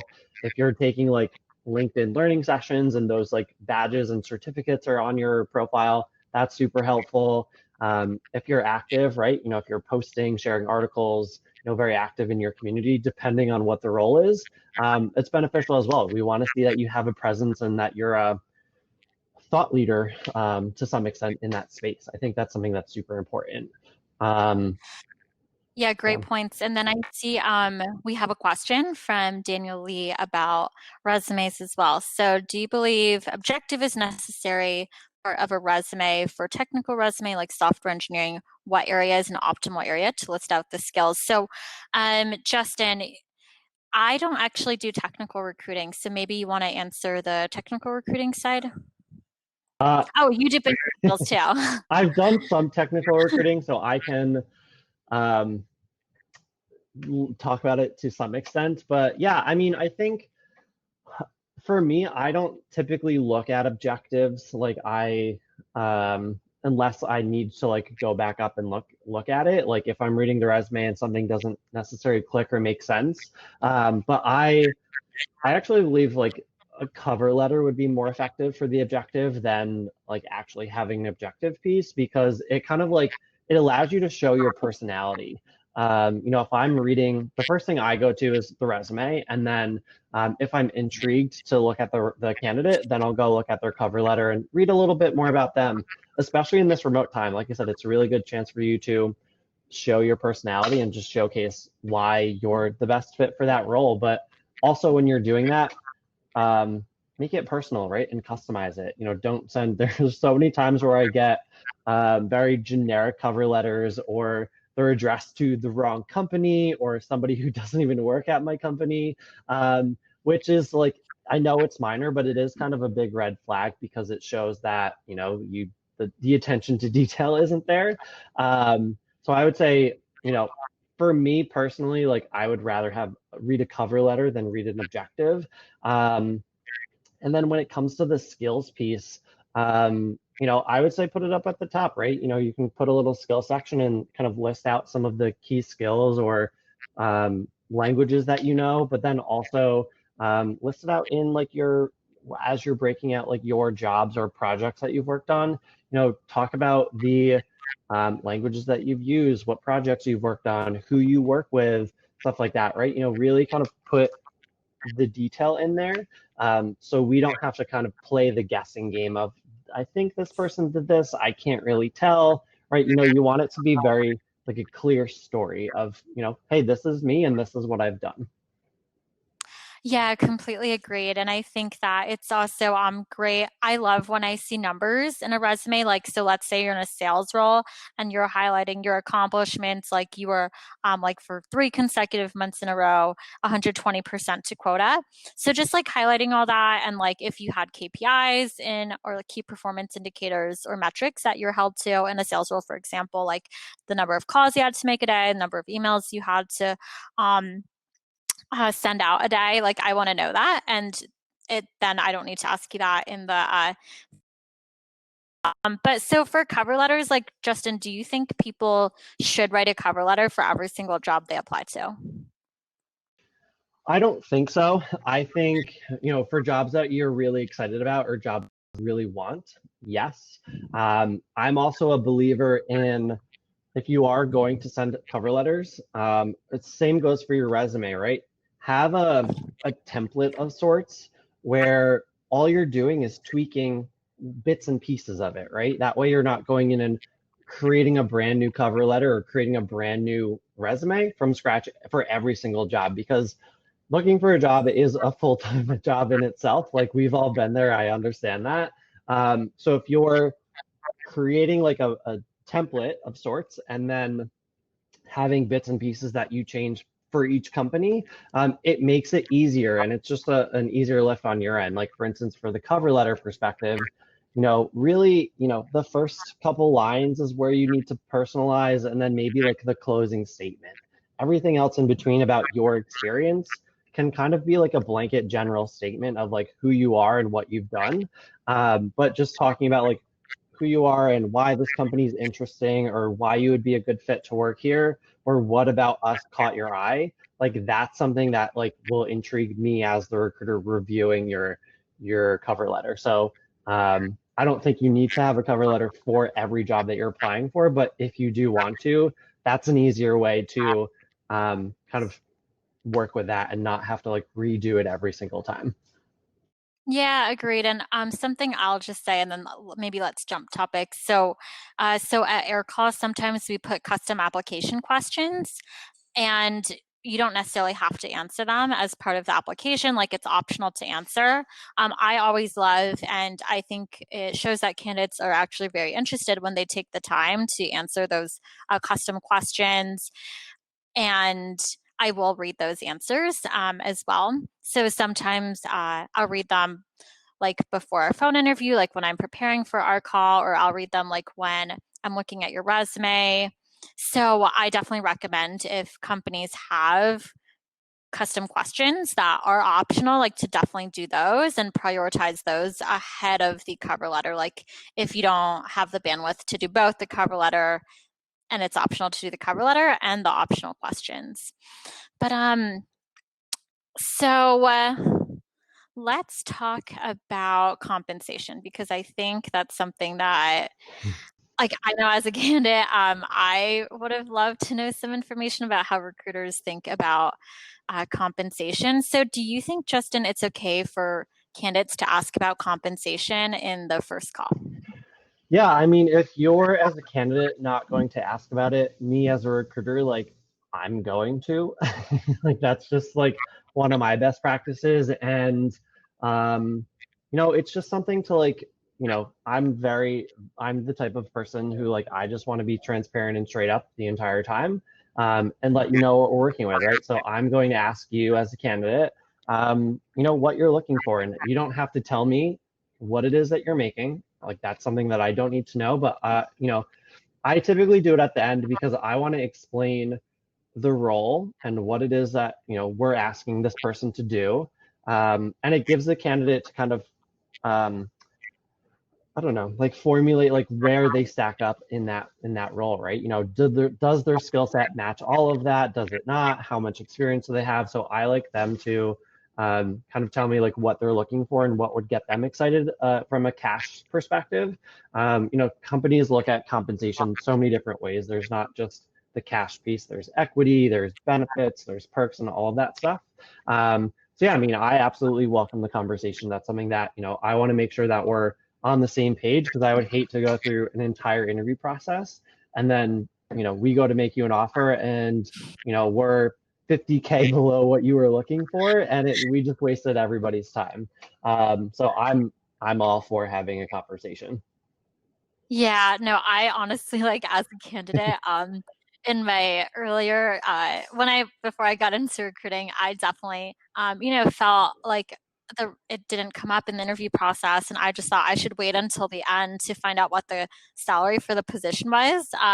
Especially as a fresh grad, I really didn't know anything, and now I've learned, I mean, if the recruiter is not asking you, or who the hiring manager isn't asking you what you're looking for at the beginning of the conversation, like you should definitely ask what's been budgeted compensation wise for this position, so that, like Justin said, you're really not wasting your time and there's no surprises at the end of the interview process. And I also think it's like good for when you are job searching to think about what your range is, like what's a salary you would walk away from. Of course, you have to take like the big picture, like with the equity and the benefits all together. But knowing what you would walk away from if you got an offer for it, what would be good and what would like put you over the moon and get you really, really pumped up. So just thinking about what your three numbers are there too, as a candidate, I think would really help you out as far as navigating those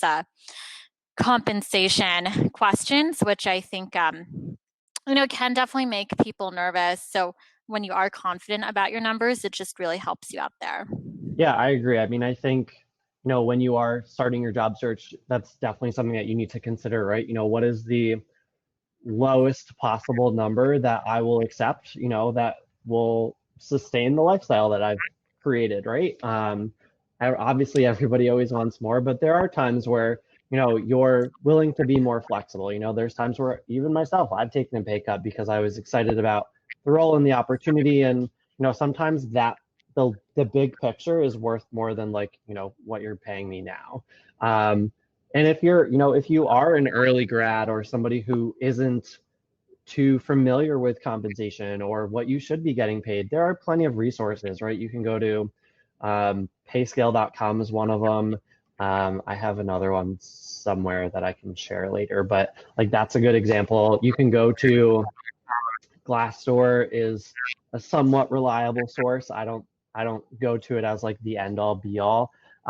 Or you could just kind of like be very honest with your recruiter and say, hey, I actually don't know what the market is, or, this is new to me. I don't understand. I don't really know what my value is or what I should be paid. Like, what is your perspective on that, right? And, for me as a recruiter, like I value that transparency as well. And I'm gonna help you, right? I'm not gonna lowball you and give you the lowest offer just because you don't know your compensation number or because you're a new grad, right? I want to pay you what's fair and based on your experience and what you're bringing to the table. So again, it just kind of goes back to that transparency thing. Like we're, as recruiters, here to help you out as candidates.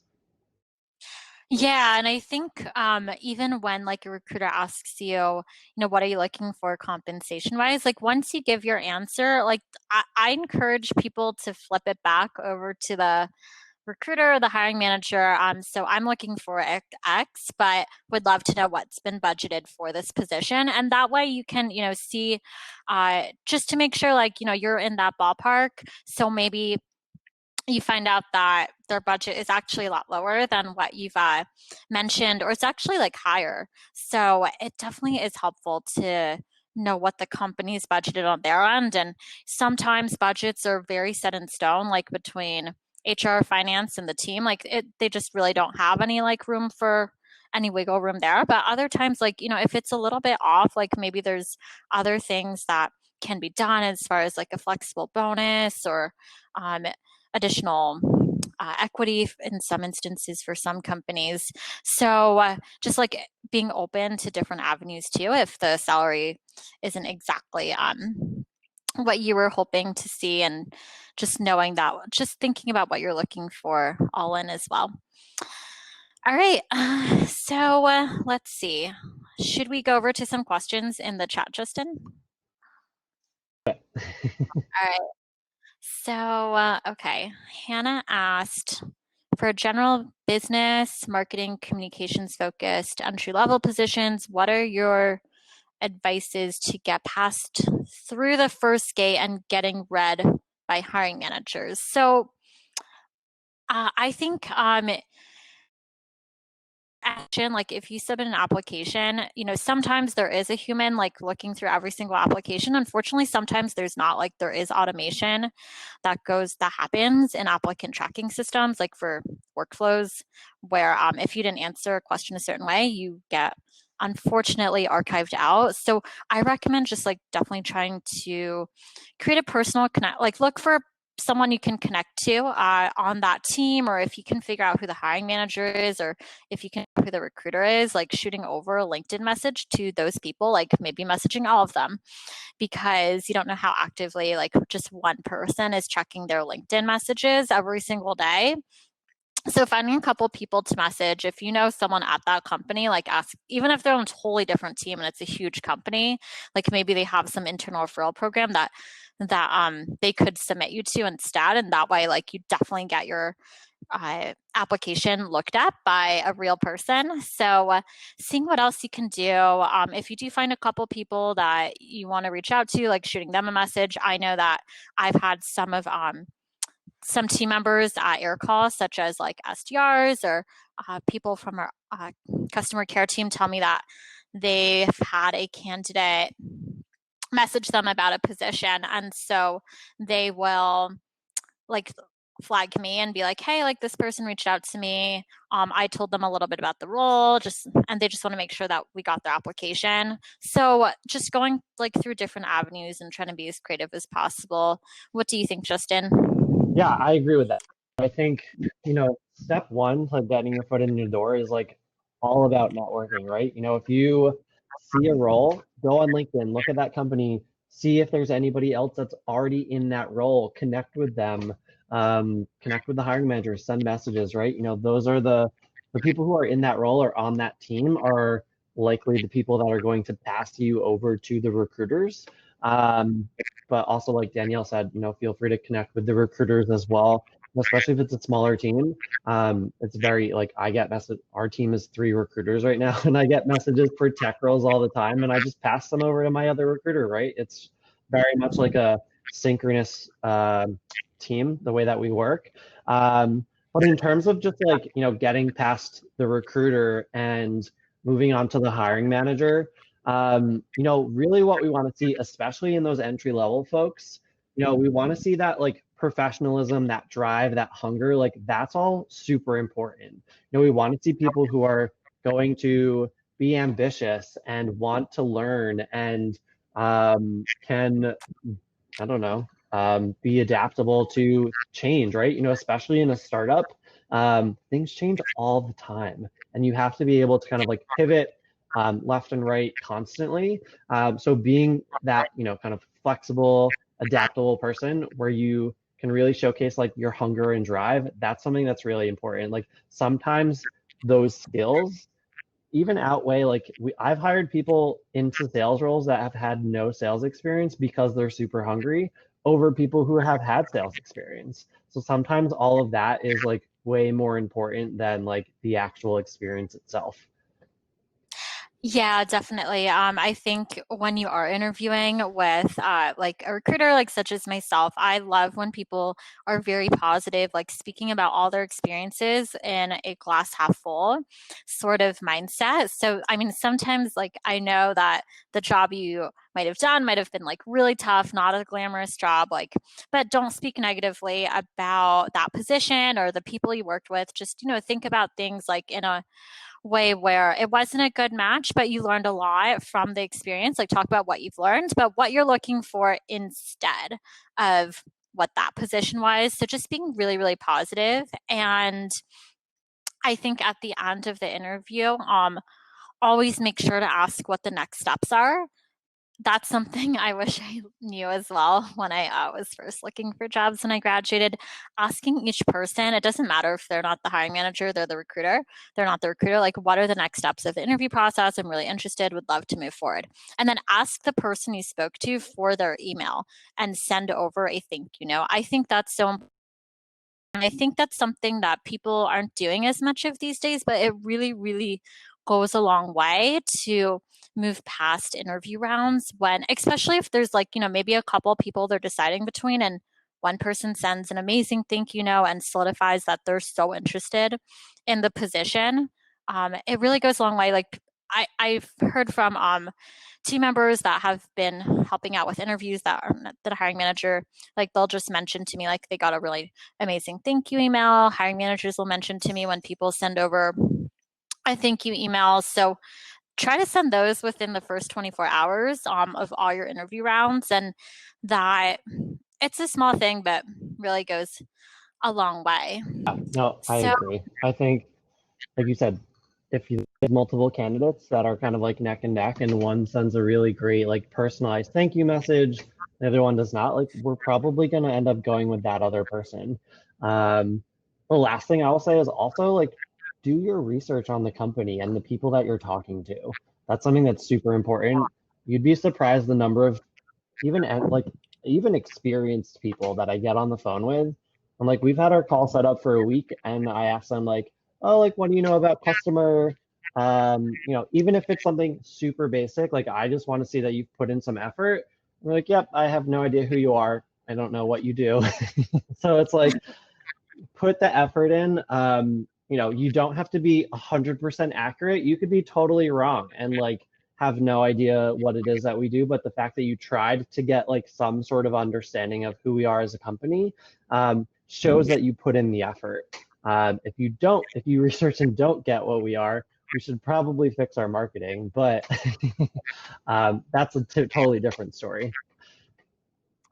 Yeah, absolutely. And then just to pivot to Katie's question, just because it seems on the same lines. So what are your go-to questions for candidates during an initial screen call? So I'll try to do this in 30 seconds, and maybe Justin can do 30 seconds. And I know after this, the session ends in the next 2 minutes. So for me, like Justin said, like I really want to know that you research the company, and I want to know why you're interested in us now that you've done your research on Aircall, for example. Like there's so many other tech startups out there. A lot of tech startups are hiring for similar roles at similar times, like multiple tech companies might be hiring for a sales development representative role, for example, or customer support associate roles. So why us? Like what, did you see any specific videos or did you see any specific articles that made us stand out that now you're really interested? And like highlighting those, speaking in detail, referencing those pieces of media that you saw. And then I want to know why you're interested in the role in particular. Maybe it's a pivot for you in your career, but why are you interested in this role as well? So having insightful answers there that are positive and show how your past experience is transferable is what I'd say. What about you, Justin? I'd echo a lot of that. Like you said, want to understand why you're interested in customer, prompting you to look for a new role. If you are currently employed, what are you not getting out of your current role that you want to get in your next one? That way, I can see if it's a fit for customer, right? If you're currently looking because things change on a dime, right? And we're a company that like constantly pivots, maybe customer isn't the best place for you. So, again, kind of identifying those key things that you're looking for. I also want to understand, just in general, what your experience is and things that you've done, projects that you've worked on, people that you've worked with. And then I want to get just an understanding of like you as a person, right? I want to understand, like, I want you to show your personality. Customer is a place where we hire a lot of people that are just like very nice and genuine and kind. And I want to be able to see that just through a phone call or a video call, however we're conducting our screen. I want to see that our core values like kind of live within you, even through just our conversations, right? So I'll ask you some questions that are a little relevant to our values, because that's important, especially in this remote world. Hiring people that align with our values and will add to the culture is something that's really important for us. All right. Well, I think we did that in a good time frame. So yeah. I know that some people might be interested in moving over to the speed networking session. So feel free to move over there. I'm also happy just to stick around in like this room if people have more questions that I can answer. I think there is one that we didn't get to from Scott. I thought that this would just time out at 5:30. Same. I thought there'd be a timer and then like everything would end. Yeah. So it's like that's not the case. So Justin, I don't know what your schedule is, but like I'm happy to answer more questions here. Yeah. What about if people have more questions, I'm happy to stick around. This was blocked on my calendar, so I am free in here. All right. So we have a question from: what kind of tips would you give about promoting yourself on LinkedIn and your resume or keywords to stick out? So I'm guessing, Scott, you joined a little bit after. We did cover this a little bit, but just to like give you a like high level overview of what we've gone over. So one, doing the recommendations at the bottom, like if you have any colleagues or colleagues and coworkers are the same thing. I meant current or past colleagues or coworkers that could say great things about you. Like definitely ask them for recommendations. Make sure that you put the bullet points of what you were doing in your position for each position. Make sure that things match up between your LinkedIn and your resume. Sometimes, like I find that it's not the same, and I'm like, am I looking at this correctly? If you have things you want to share on LinkedIn that position you as a thought leader, then definitely post about those. So the last thing I'd say, just to summarize, is, or just as my last point, is LinkedIn the photo you pick for LinkedIn actually goes a long way. So sometimes I'm surprised people pick those they do. Just make sure it's like a professional photo where you're not have to necessarily be smiling, but I would definitely avoid like mirror selfies, for example, or a photo where there's like another person in the photo, or they're like awkwardly cut out. So you see like half of another person, or you can tell someone was like taking a selfie in a car. I would just stay away from like all of those. And, you don't have to take them on a professional camera. iPhone, Android's great, but just make sure it's something that looks professional and presentable. I could not echo that more. I would also piggyback off of that and say the same for your email icon picture. There are some people that don't realize that their picture is what it is. But like I have an example of somebody I think it was 2 days ago, I was emailing a candidate and his little like image of himself in his Gmail was like a shirtless gym selfie. I was like, okay, this is interesting. But yeah, I mean, be mindful of like all ways that you're interacting with recruiters. Like be mindful of your images, be mindful, like on the same note as email, like make sure you're not using like your high school AIM email address anymore or something like that. Like have a professional or like just a normal email address. That's something like I had to teach my brother that like recently. Like he just switched over to Gmail. He was using his AOL email address from like 8th grade. So it's little things like that make the impressions. But yeah, I mean, to piggyback off of your LinkedIn comments, all of that's accurate, right? The recommendations, the bullets, your photo, add a little bio about yourself. There's a little section there.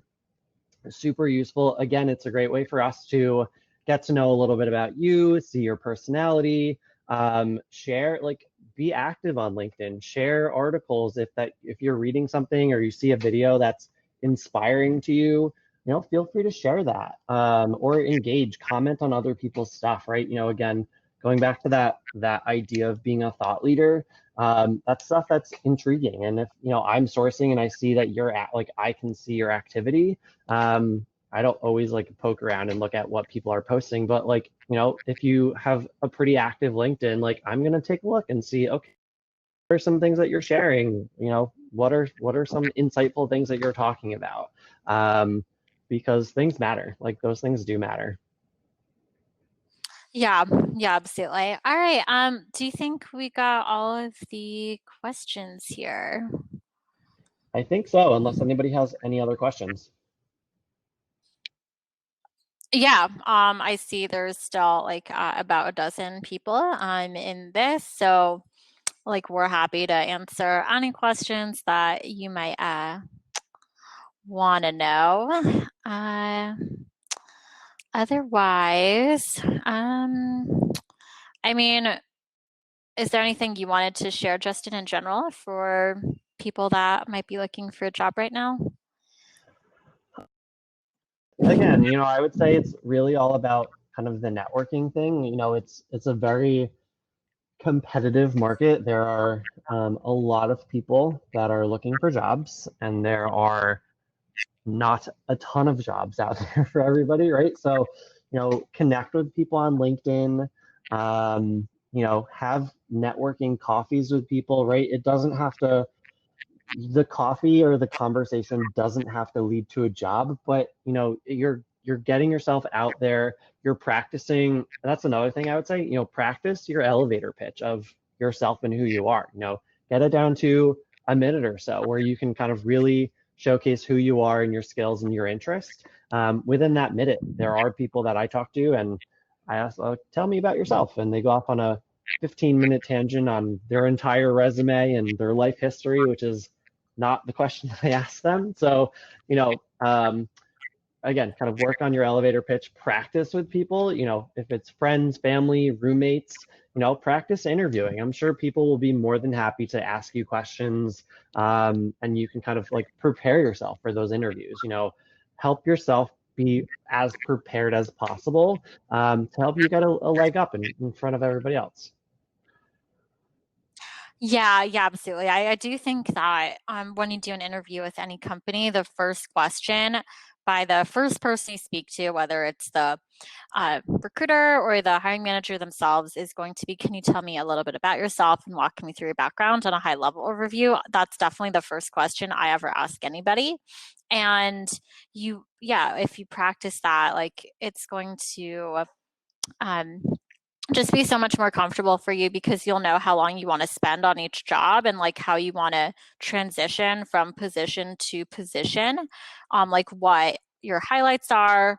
And I mean, for like video interviews, well, maybe not for video interviews, but for phone interviews, you can use your resources, like have the company's website open on one tab, have your resume open on another tab. So that way, like, I don't even think it's cheating. Like, I think it's being smart. Like, I would do that if I was a candidate. Like, yeah, like, it's not a video, so they can't tell I'm reading. But I mean, like, have read the content in advance, so you don't sound like you're reading something for the first time. Yeah.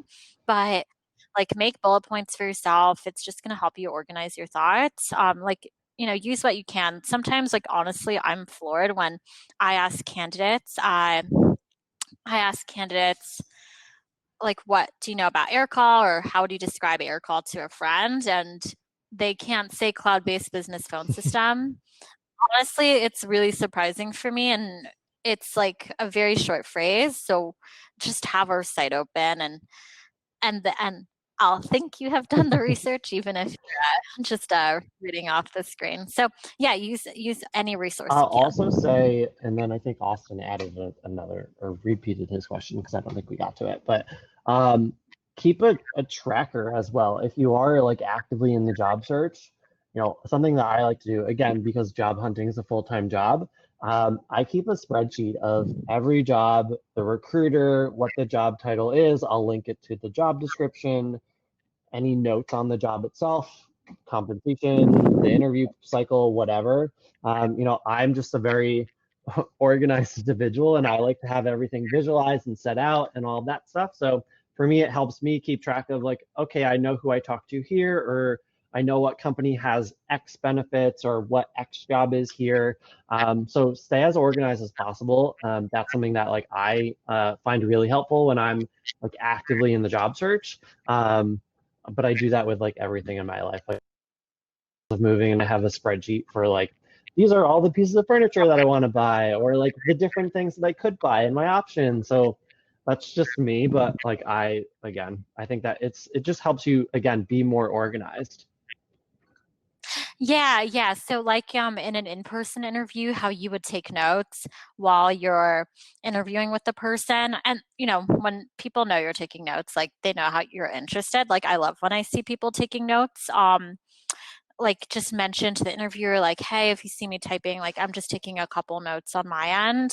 And that way, like, you'll be organized about each position you're interviewing for, and you don't have to ask repeat questions later as well. But all right, so let's get to Austin's question. So let's see. I'd love to know what your advice would be for pivoting from a weak area to a relevant, strong area during an interview. I've had a couple interviews where I was bogged down in a line of questioning in my weakest relevant area and didn't know how to move towards my strengths.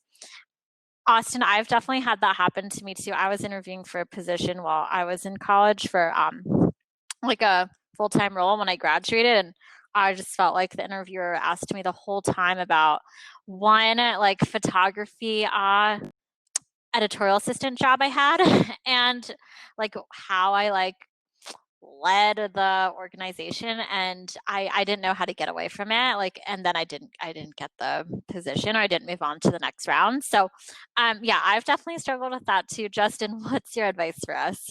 Yeah, I mean, we've all been there. Interviewing is interviewing is very nerve-wracking. So when an interviewer, regardless of who it is, asks you a question, feel free to like take a breath, take a moment, and formulate your answer. Don't just spit the first thing out that comes to mind, right? Like really think about what your answer is. If you don't understand the question, ask them to rephrase it. Be like, hey, I don't understand the question. Do you mind rephrasing that, or do you mind repeating that? There's nothing wrong with that.